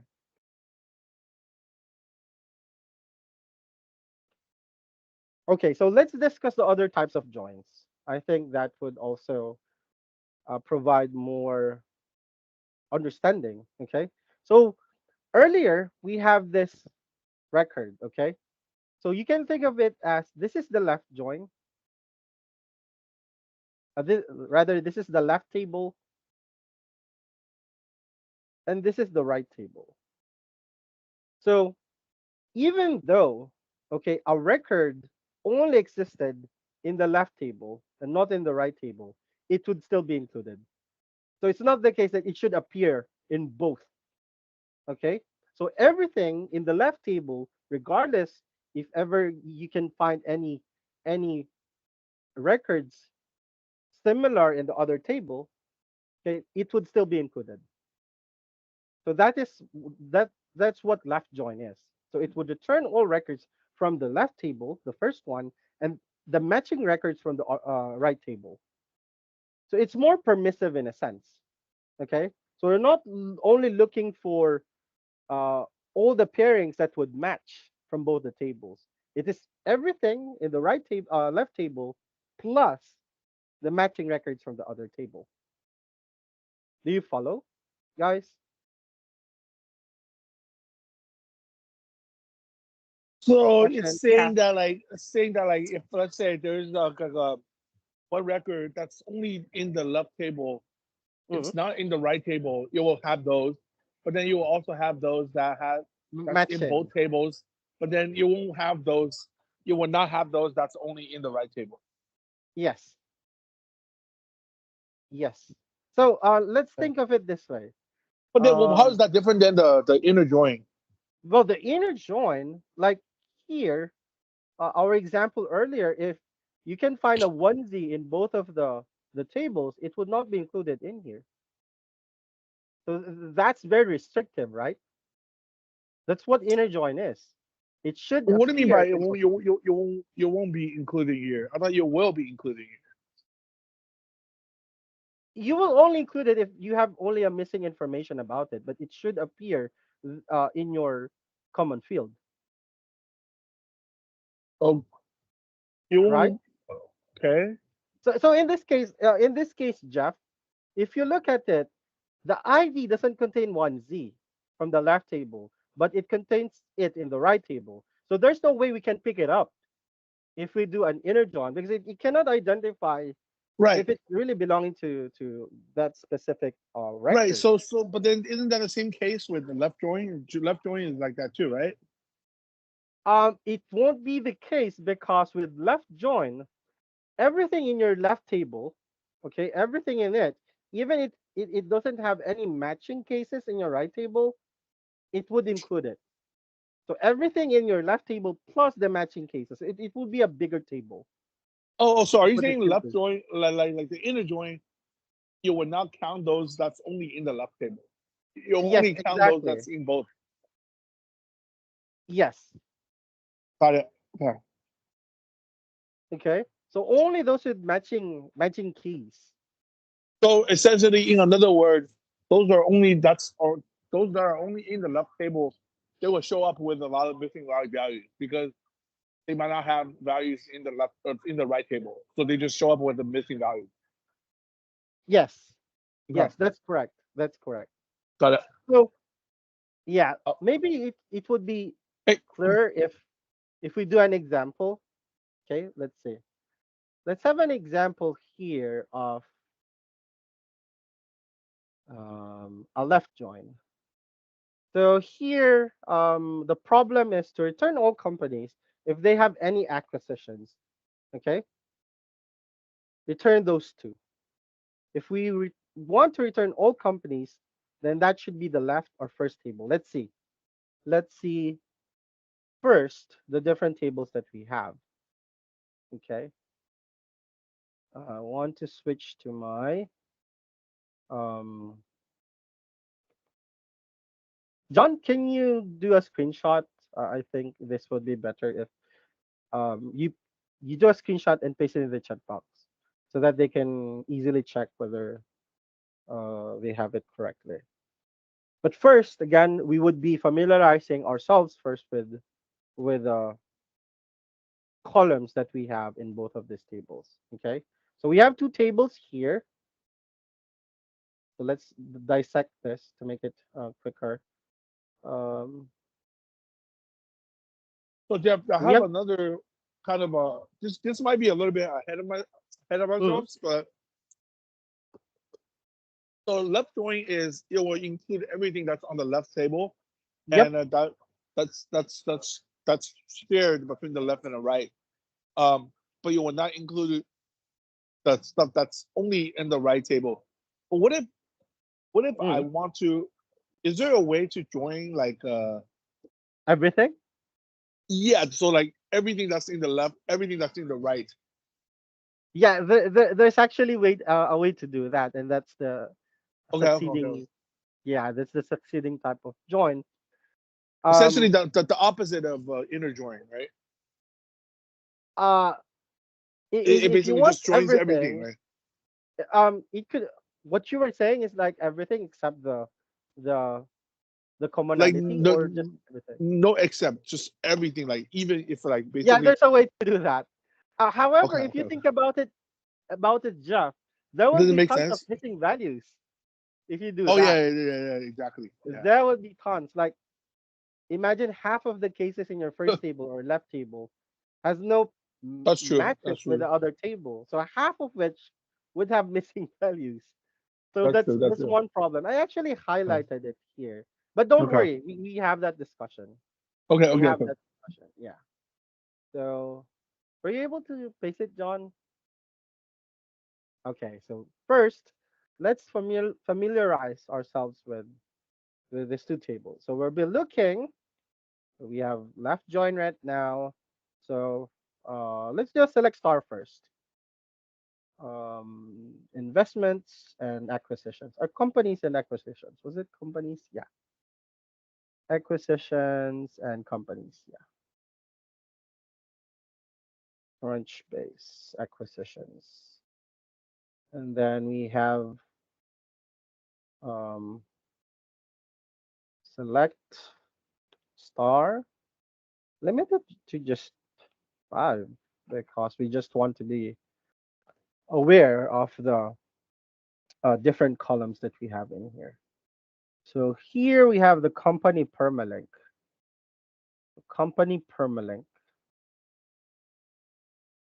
We have the company name, okay, company category code, news, web. There are tons of missing values right here. Tons of missing values. So that's not a problem, but well, it's actually a problem. But if we want to join them together, what we should be looking for would be the keys, right? If the keys are present, then they would be included in the matching cases. So we should worry more about how we should treat them after merging the tables. We have country code, we have the state code, the company region, city, acquire permalink. Hmm, interesting. So we have an acquired permalink here, and we have a company permalink. It's like a directory, right? Like an address or something. So we have the acquire name. So you would see that like the full name. So you would also see that in the permalink, right? And then acquire category code. So if there's a company category code, there's also an acquire because the acquire is also a company. So they have the same like um category code. Both of them have this the category codes. and then acquire country code, which identifies the location of the company who acquired this specific company. And then we have the region, we have the acquired city, and we have the acquired month, some other things. Price amount. Oh, this is bad. There are so many missing values. Like if if you're if you're after, for example, how much Magnify acquired Waywire, it doesn't show here, right? So that's a bad thing. That's a bad thing. Um,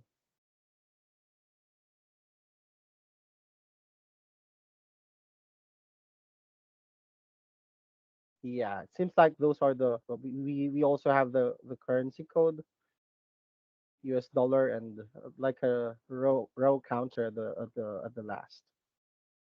Okay, so again, let's have a run through of the fields in here, the columns, company permalink, company name. Okay, they give the same information basically.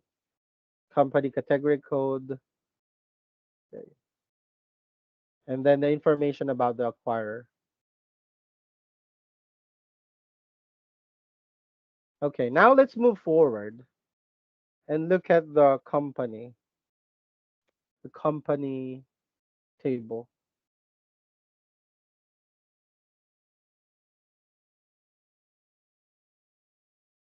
Oh no, I don't want to clean date, punch base companies, just this one. Let's see.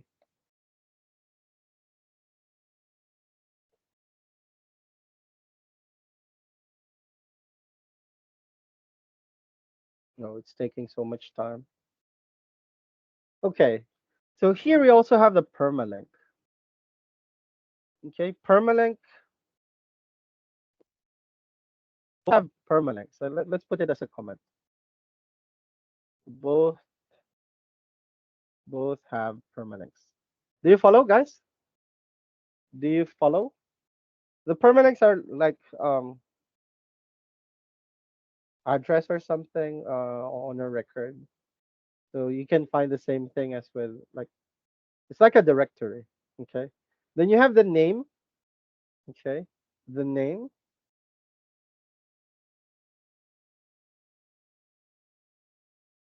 Let's try to sort it. Um, let's not maybe limit it to 100 and then order by name. Let's see. Let's do the same thing with the other table. 0-60 0-6-com, and let's do the same thing with this. Order by name. Was that was it still name in here? Can't really recall. Oh, could it be company name? Is it company name?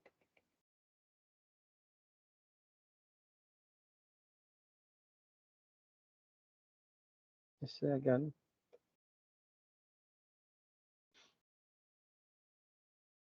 Oh, yeah, it's company name. So company name.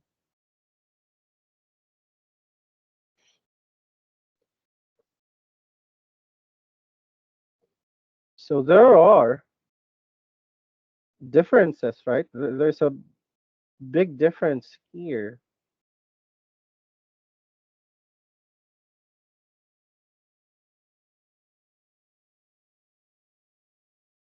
If we look at the size, let's see. It's very important that we explore our tables, try to understand um, the nature of the tables that we're working with. Let's see the difference in terms of the size.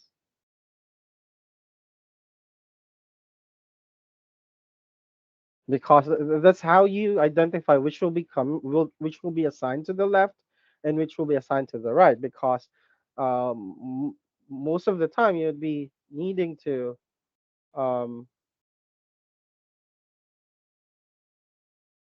let me try running it again. So there are 7414 rows in here. And let's do the same thing for the other table as well. Try to see in terms of size, which is bigger. I suppose the company's table would be bigger in size, but let's see. Oh yeah, that's right. So the one that I was telling earlier was that it's very important for us to know like which one is the bigger table, because if we go back here, okay, I want to highlight something. If we go back here, if we accidentally switch the position of the left and the right, there would be loss of information. Why? You want to put, if you're trying to do a left join, you want to put the bigger table on the left side. And that makes perfect sense, right? Because it contains more information, since all of the information from the left, whether it matches or not with the second table, would be included. So in order to avoid losing information, you'd be needing to I put mean, the larger table left. Grace? wouldn't that depend on your main objective? Because if the It whole could point of also. doing, yeah, a join is like, the whole point is this data table has a Mm, lot of information and we only need 10% of it, then the whole point is to filter the needed information out. Only those mm, that matched. yeah, let me think about it.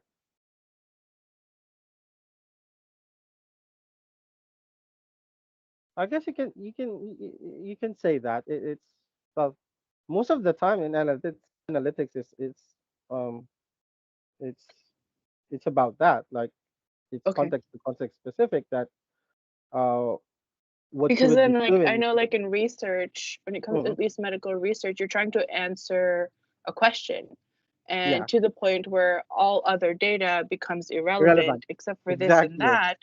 And Yeah, so yeah, yeah. actually becomes, want to filter from the larger data, not Mm, be inclusive of the larger data. yeah, yeah, I think that's correct. It would also be, yeah, context specific um most of the time. But the thing that I want to highlight here is, if you want to retain most of the information from like a particular table, then it would be better if you put the much larger table on the left side if you want to do the left join, because the more rows would be retained if you do that. Does it make sense? So here, Yes, well, yes, that makes sense. Stuff. um, if we go back to the problem, let me just go back to the problem. The problem is to return all companies, and if they have any acquisitions, return those two. So in this particular example, I may want to put the company's table on the left, because regardless if they have acquisitions or not, I'll be returning those two. Do you follow? I just want to return all companies, and if they have any acquisitions, return those two. So I'm expecting that there will be companies here without any acquisitions.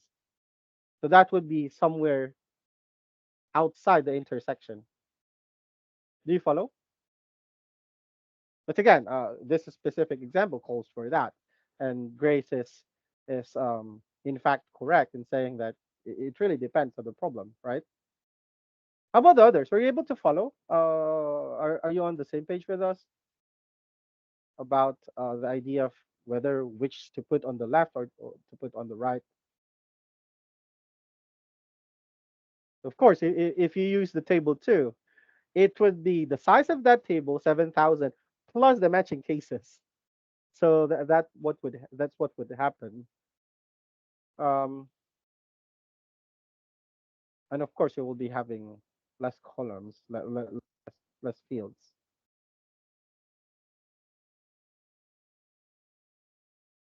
Okay, I hope that that makes sense. So again, for this particular example, I want all the companies. So if we go back and try to look at it, while we have the company names from the acquisitions table, where was it? I think we I think we've done it. Yeah.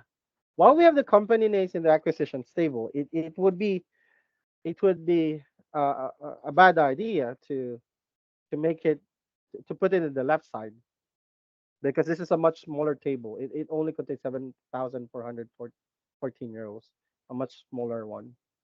So okay, so we'll be putting this acquisitions table. Um,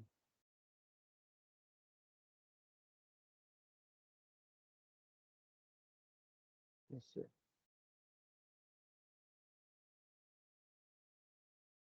We'll be putting the acquisitions table on the right side, but we will assign it as the right table. Questions, guys? Questions?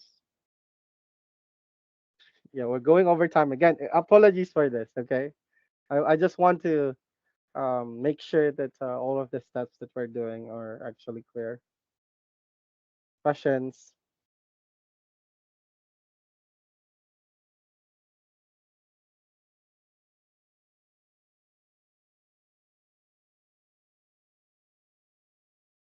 Okay, so let's join this. Okay, let's join this together. In fact, you already have the code. I'll just make this very quickly. From tutorial dot crunchbase companies. I'll label I'll label it as companies, and we'll be doing a left join on tutorial dot crunchbase acquisitions, and I will just rename it as acquisition. And then the key would be for the companies table. We have that the permalink, and we have companies rather acquisition acquisition acqui dot company permalink, right? And then what we need to have would be um, return all companies, right? So select companies dot permalink as C permalink, and then we have acquisitions permalink. No, no, no. Yeah, we have acquisitions acqui uh, acquire permalink. No, no, no, no. Company permalink. Company permalink. Is it just me Uh, or I cannot see the screen? you're not seeing the screen, guys? It just Uh, disappeared right now as you typed in Yep. acquisitions in the Yep. select. It disappeared. okay. Uh, are you seeing it again?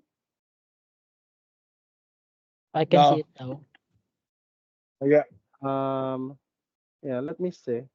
I don't have it. Yeah, let me stop sharing and reshare again. Yeah, the thing that I'm murmuring right now is just the code that you have in the chat box. So what we're trying to extract would be um the companies and their acquired companies, their acquisitions, right? So what we need to have are the columns, the companies, okay, the acquirers, and their acquired companies. So the acquirers would be this permalink, and better. This is actually better if we just get the company name, right? But yeah, let me just follow my lecture. And then what we need would be the next is company name, which is also from the company's table. Name? Was it just name? Yeah. And then dot name, and then acquisitions. I forgot the name in the acquisition. Acquire name, right? Is it acquire name? Yeah, I think that's acquire name. So let's see. So this would answer again. Let's go back. The thing that we want to answer is to return all companies, and if they have any acquisitions, return those two. So we want to see those companies in there for the companies table and the companies that they acquired. Okay. And once we do that, let's see. We have tons of missing values actually. Because, for example, this company, um, well, I can actually make this better. I can remove the permalink in here. I'm wondering why I included why I even included the can just make use of the name. So here is the name of the company and the following acquisitions. Okay. And acquire name was Magnify. Let's see. The column name, is that an alias? Yes. Where Yes. did you include that as a Here in the select. So anything that should appear in your output would be edited right, here but in I the don't select. see it. I don't see anywhere where it says as name. Because it's already a name here. So I can change it here as name. So it just use the same name for the table. So now you have it a different name. Is it clear, Grace?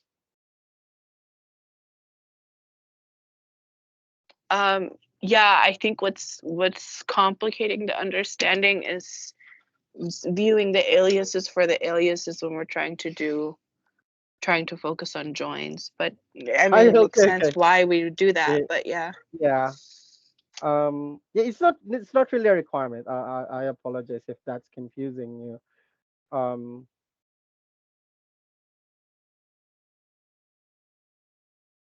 in fact, the name here should also be removed, right? If we want to just straightforwardly answer the thing, and you should only have two columns in there. And as we can see, the acquisition was Waywar, acquire name is Magnify. There are missing values right here. That's expected, right? That's expected. So we have ancestry for 1000 memories and so on, quarterly and so on.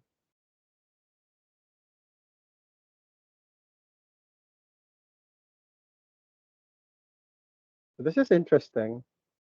The choir names, solutions, and mobility both are Motorola, and they have acquired this 280 North. This could be a prime example of duplicate. However, it's not very evident because they use different names. Or we can look at it in the date column. It could be that it was first acquired by mobility, and then after which acquired by solutions. It could be the case, right? And those other things. So yeah, there are so many missing values here. There are no there in those cases there were no matching values, and there were um no inputs. Probably So there were no are the empty rows representative of companies without acquisitions? companies. Yes, could be. So Okay. if we show oh, what's happening? Okay, let me see. What we can do actually is to make it simpler. Something's with my mode. It changed color. So here,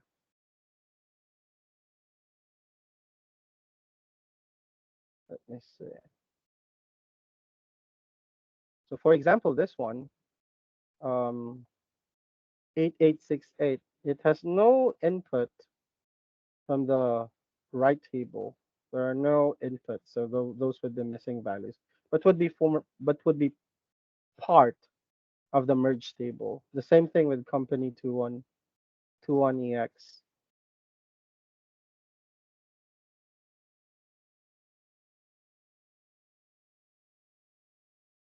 There were no information about the acquire or anything related to it. So most of this here, this first few inputs, they don't have any information about the acquirer's name.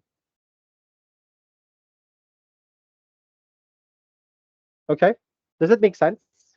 Did I answer the question here? So this is the much larger table. So all of the companies are or can be found in here, but there are cases in which, right, just like this, there are no information about the acquirers. Do you know of data in mode where we Mhm. could repeat this example with what a much simpler data set? Yeah, yes. Actually, the practices that I assigned you would Would be use. easier to understand. Yeah, yeah. It would. The thing is, there are only several tables here that are actually related with each other. One is the players and teams table. This thing. Um, the acquisitions and companies and the investments. I think the investments have pretty good um things that we can use. They have more complete cases as compared to this. Okay, so don't worry, you'll have sufficient practice with this. Well, it's just a matter of practice. Once you do sufficient number of practices, it will come naturally. Okay.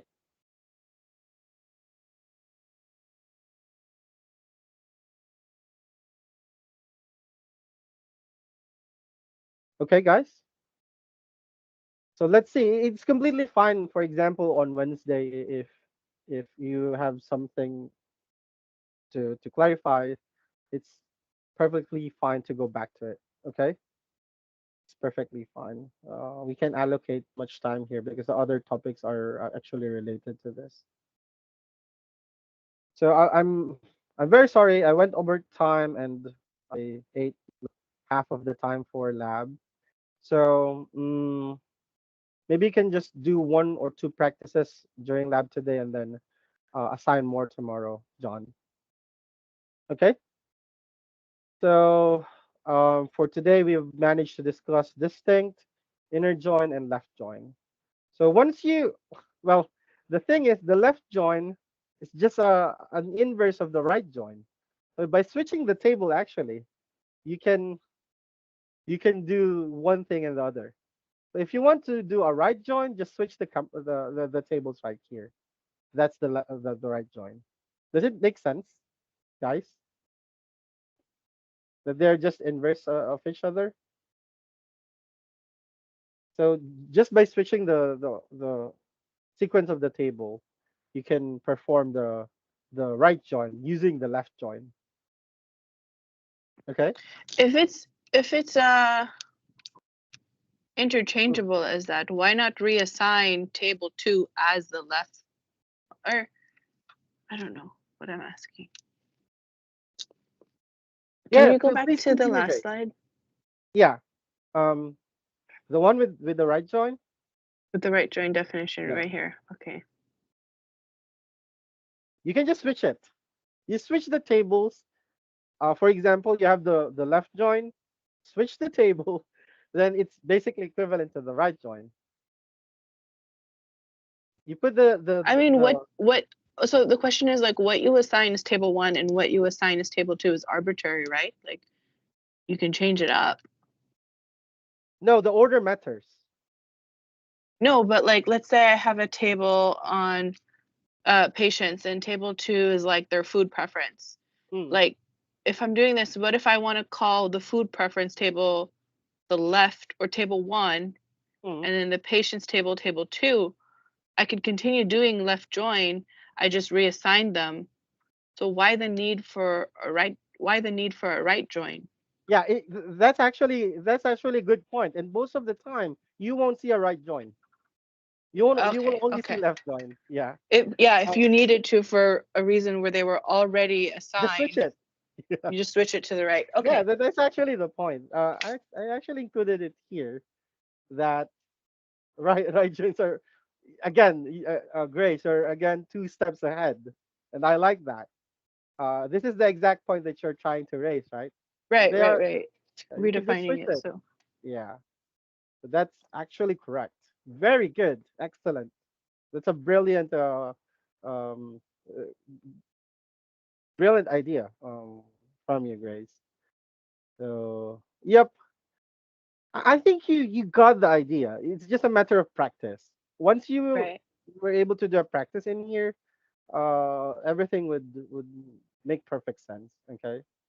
So this is just basically the same thing that we did. So there's a matching permalink in the acquisition table for this record. That's why it appeared in our left join. If not, then it would be just a missing value because you'll be returning the much larger table from the left. So yeah, there's a comparison here, which of course is understandable that what you will have in the left join would be a much larger, right? So the row count would be much larger. So yep, I think that's all. Again, the topics are getting a bit complicated as we proceed. The queries are becoming longer and longer, especially when we reach the subquery part. But we would be looking into ways in how we can make it clearer. Okay. Again, my priority here is more of the understanding part, as compared to being able to write or create the actual code, because you can easily search that, but the understanding part is what really matters. So again, thank you very much, guys. I enjoyed the session again, and hope to see you again on Wednesday. Okay, bye bye, and start preparing now. Um, the final exam for the sequel would be next week, Saturday, and the topic would span from basic SQL to advanced SQL. The advanced SQL would be regular expressions. So it would really be challenging, but fun. Okay, it would be fun. So bye Jeff, bye. I have a Yep. random Jeff, I have a random question. Sure. Can you use the like function on numerical data Yes, sets? you can do that. You would be treating Shoot. it as a string. Yeah. Yeah, Okay. but there would be few cases in which you would Well, actually need. it's actually on lab 9.1, and I couldn't figure it out. I went to Google and then You it would be said treating to it as a string convert if you character. ah here's the clue. You'll be converting it as varchar. Okay. I think John knows that as varchar. Let me show it to you just for a while. Yeah, Be looking it at was just example. it was on the homework, so I was like, I Yeah. consulted Google and my boyfriend for this, so I don't know if this was expected. Yeah. Let me see. Let me just look into my reports. I think I have it somewhere here. And it's great that you asked it. I was expecting. I was actually anticipating that question from during the discussion of like where was it? I've not introduced it to you yet because it would be. I want to be structured. And jumping from like different things all at once is not a good idea. But since it needs to be discussed, let me share my screen.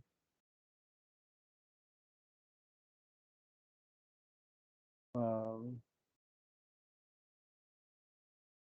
my computer is lagging badly right now. Do you see it? Do you see my mode? I think I have it in here. What car? Um, okay, this is the exact thing that you're asking, right? You would need the cast function here. So let me explain the cast function. Okay. So basically, flight number is a numeric, right? If you look at this tutorial US flights, you would see that that field for flight num is actually a number. Um, oh, sorry. So we would be casting it. Casting is changing the type of the variable, the type of the field. We look at the field and we see that it is actually a whole number of, oh no, crazy that they made it as float. So it's a floating number. It could have a decimal number. It could be 0.00. Okay, so it's a float. There's no way for you to apply directly like into it. So you'd be needing to cast it. You cast it, convert the flight num as a varchar, which is basically saying that okay, I want it as string. Do you follow? Do you follow, Grace, in the group? So when you do this, it would be temporarily made uh, a string character. So you can cast any type.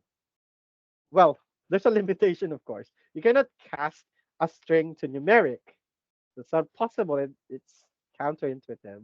So usually you would be casting a number to a string to use regular expressions. So there are so many regular expressions that you can do. For example, your column should be a date. Should have been a date, but you forgot to use dashes, right?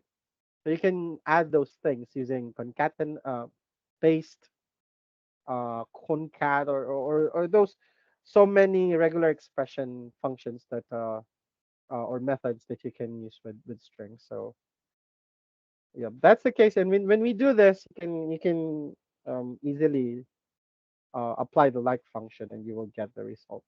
Okay, Grace, this is exactly the idea that you were asking, right? Yeah, yeah. It's the homework is I'm looking at the crime table, and it was ending in 6. So I can't remember what I put, but something like that. Yeah. So it's what you want to get there would be only those ending in 6, right? I think what's number again? Can you dictate to me the question? I don't have it. I'm actually leaving work, but if you go to lab 9, Um,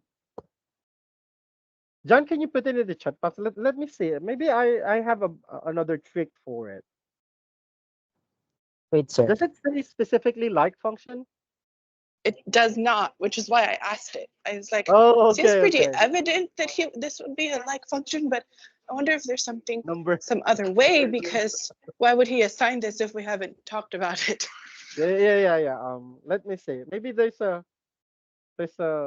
reason that I just have forgotten. Um, It's number 7 towards the bottom. The last question is filter this down to this with case numbers ending in 6. Something like that. Let me see. I actually have the entire assignment in my thing.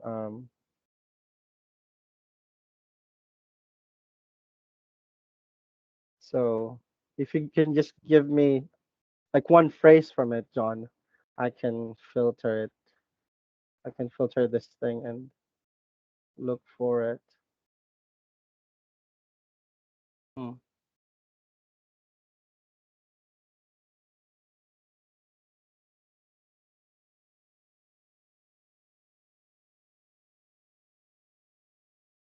Let's see. But there would be those cases, guys. There would be those cases in which you'd be needing to look for like different ways online. It's perfectly fine. Um, it would widen actually your like sources of codes. Select the number 6 incident number.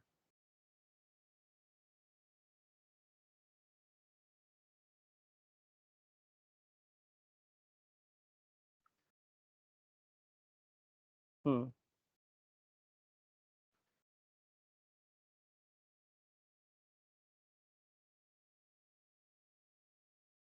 Okay.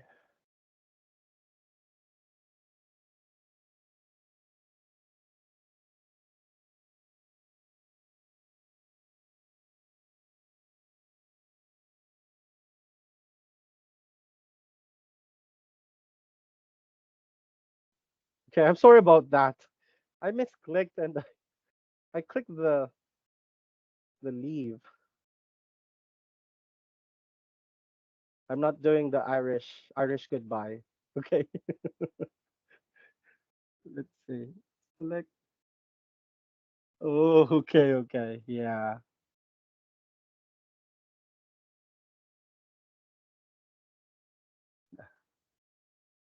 And I think there's no other way to do this without the like function. Mythic. Give me a minute to think.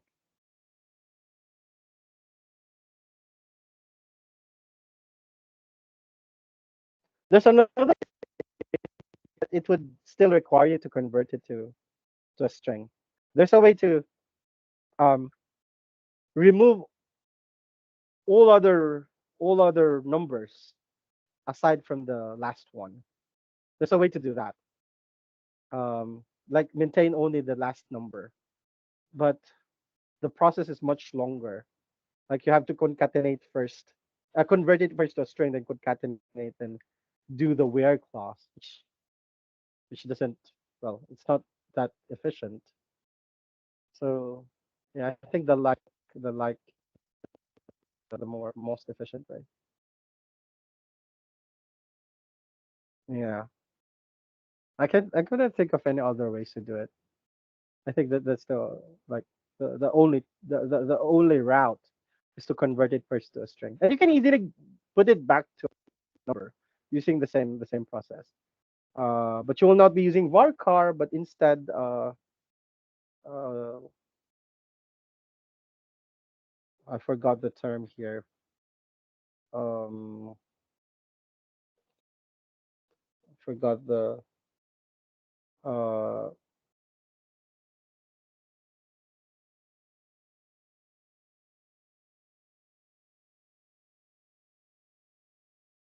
no.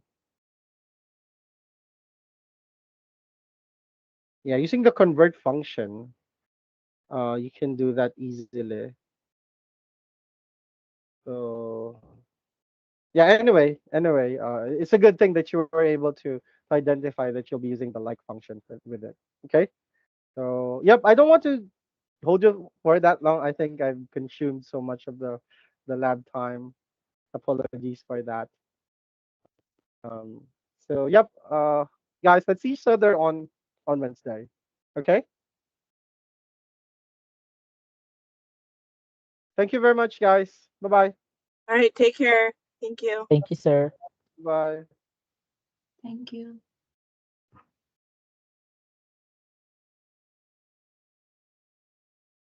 Hello, everyone. Can you hear me? Hello. Is my audio clear? Okay. So, how was the session Yes, today? John, I'll be driving, so I cannot practice, but I'll just listen.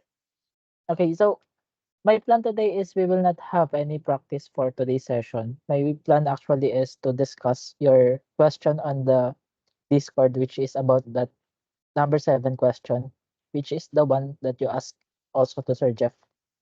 The one that requires conversion into strings before you actually apply the like for us to extract Okay. all of yes.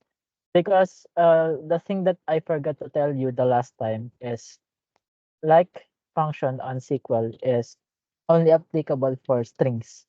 So it will not work for numbers. So I forgot to highlight it the last time. That's why and the reason is I didn't scan the lab before I assigned it because it is already predetermined. But uh, one thing that you can take note of applying the like function on SQL is it is not applicable for numbers.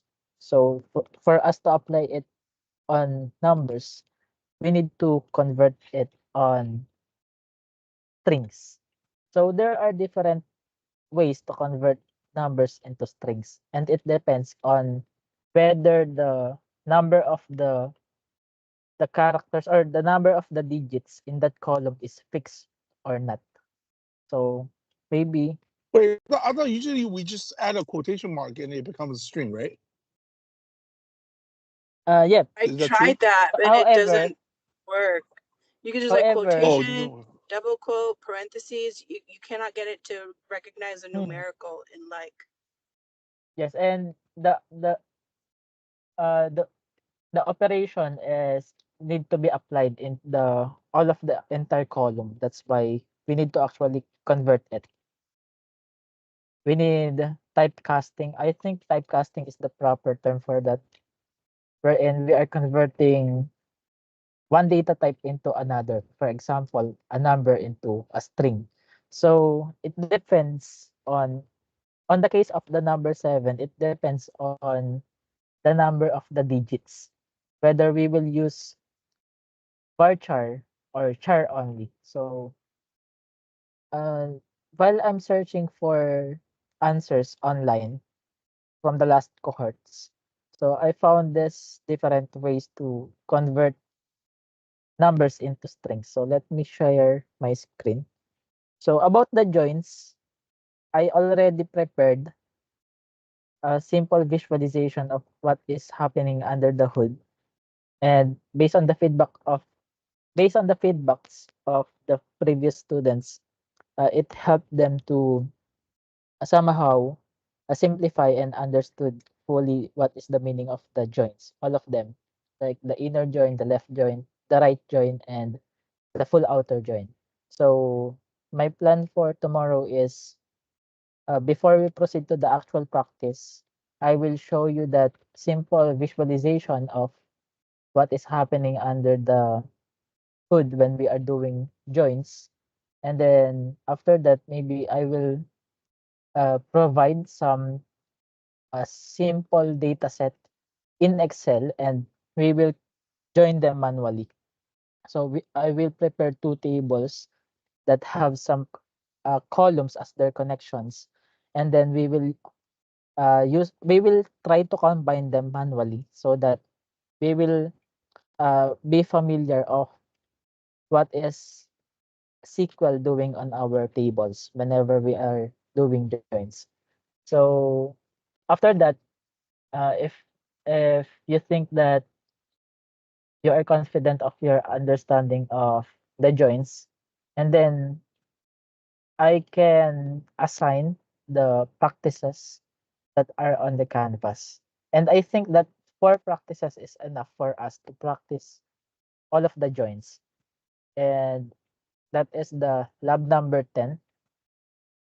It is only 4 questions, but it covers all of the 4 types of the joints. 1 question for the inner, 1 question for the left, one also for the right, and one also for the outer joint. And uh, I think in that lab, I think that lab is one of the hardest lab that is on the SQL. So even the last times we are burning 3 hours and we are not still finishing it. Only 4 questions, and we are not still finishing it. So tomorrow we will try to finish it. So if we will finish it, you can submit it on the canvas. You can use the codes that we can generate on our collaborative learning tomorrow. But for today, let me share this thing that I found online about the different ways to convert a number into a string. A number column to a string column. So wait. Can you see my screen now?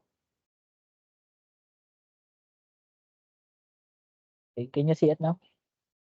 So I think Grace is still on her way driving. Thank you for that confirmation, Hasiba. So these are the things that I found online.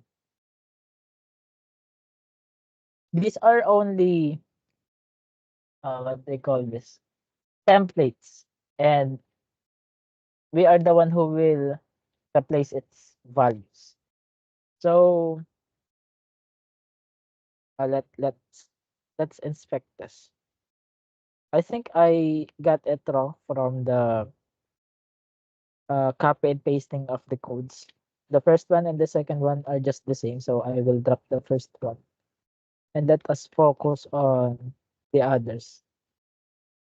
Here we can see that there are different typecasting that is happening, but the structure is the same. Like, for example, on the first one, we are selecting all, or on our lab question, we are just selecting the incident num. So this could be replaced by this can be replaced by a particular column. That, for example, that is the column that we need. So instead of selecting star, we can just select that particular column. But if we want to select all, there's no problem. And then from your table, so what's the name of our table? So insert here the name of the table that we are using. And the third one is we are simply applying the like, because we are since the reason why we are using like is the fact that we are dealing with a question about pattern matching, right? Like we need to find something or everything that ends with number 6. So intuitively, I think that is the thing that is performed by Grace. Like she wrote it this way, where incident incident num like, or even maybe she also used I like. And then quotations, and then inside the quotations there is Basically I like is not counting. It's basically not case sensitive anymore. Like, can you repeat it, Jeff? I didn't catch that. I Some of like it's the not case sensitive, right? Which one is it like or I like? Which one is case sensitive? I like is the I like neglects case sensitivity. The like is the case sensitive. That- Okay, so continuing to this, so maybe what if you are trying to answer that particular question on your third line, this is what you did. Like where incident num is like a percentage 6, then quotations, and then end it with a colon. However, when you run this, the type of error that is returning is somehow refers to that like is not applicable for numerical data, or something like this in this context. like function cannot be applied for numbers. That's why the incident num needs to be treated as a string. And that is where the cast, the casting will take its part. Like instead of directly writing it this way, we will write it as where. So you are casting, or you are simply converting the incident num column as a character. And since this part is effectively converting our incident num into a character column, you can now apply the like. So after that, after this part, you can proceed with the like, and then percentage 6.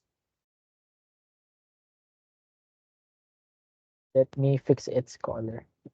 So this is almost the same as this, but there is an extra step wherein the incident num is being converted into character as char. Is that clear? And maybe while you are searching for some resources, just like what Hasiba did, she found this source wherein instead of using char, they use varchar. So maybe the next question is, what's the difference between these two? Okay. What's the difference between char and varchar? I think varchar is used more commonly compared to the char.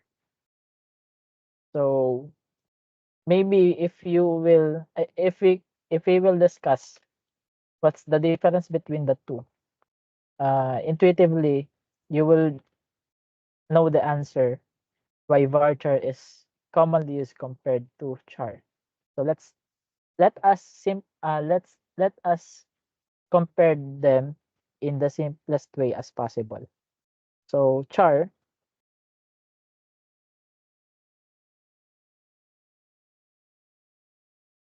wait use char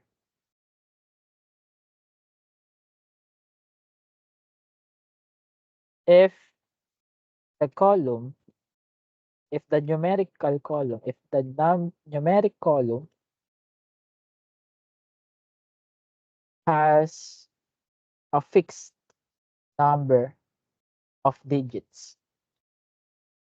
So what's the meaning of this?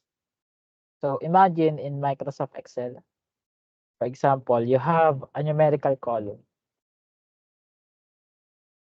Let us create a simple example. Let's say you have category. Let's just create a simple example. And then numbers. And then let's say here A, B, C, D, C, D, E, F. And then you have numbers 1, 2, 3, 4, 5, 6, 7, 8, 9, 1, 2, 4. So let's just fill it with random numbers. So the meaning of they have the fixed number of digits is all of the rows in our data set contains all of them. For example, in this instance, all of them has 3 digits only. Okay, so in that case, you can just use the char. But what if the numerical column has different number of digits? Like for example, let's just copy this. But the numbers column looks like this. Oops. So meaning they have different number of digits. In that case, the number of digits varies. the number of digits varies from record to record. And that is where, like for example, if you want to convert this into a string, that is where you need to apply the varchar. Okay, so varchar, use this varchar if the numerical column has a varying or has a changing number of digits. Meaning the number of digits for each row is not fixed. Number of digits are not fixed. Whereas on the chart, the number of digits are fixed. Okay. So based on what I saw online while reading online resources, this is the clear difference between the two while using the char and the varchar. Both of them are used for converting a numerical column into a character or a string. However, if that numerical column contains a fixed number of digits, you can use simply the char. But if that contains not fixed number of digits, use varchar. Okay. But I think even if the number of digits are fixed, varchar will still run. So just to be sure, I will just recommend using the varchar instead of the char in general. Okay, because we are not sure whether the number of digits are fixed or not. Okay.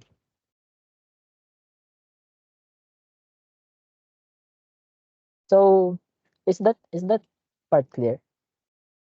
Like additional knowledge of using the like. I hope that thing Yes, that that helps because that makes more sense. Thank you. okay. Thank you for that response, Grace. Hoping for tomorrow our discussion will become more meaningful wherein we can make the concept of the joints easier to swallow because as I told you before, even on the previous cohorts that based on my experience only and based on the stories that was told to me by the instructors, one of the topics wherein the students are being challenged is the joints. Once the concept of joints enter the group, everything else following that topic becomes more complicated.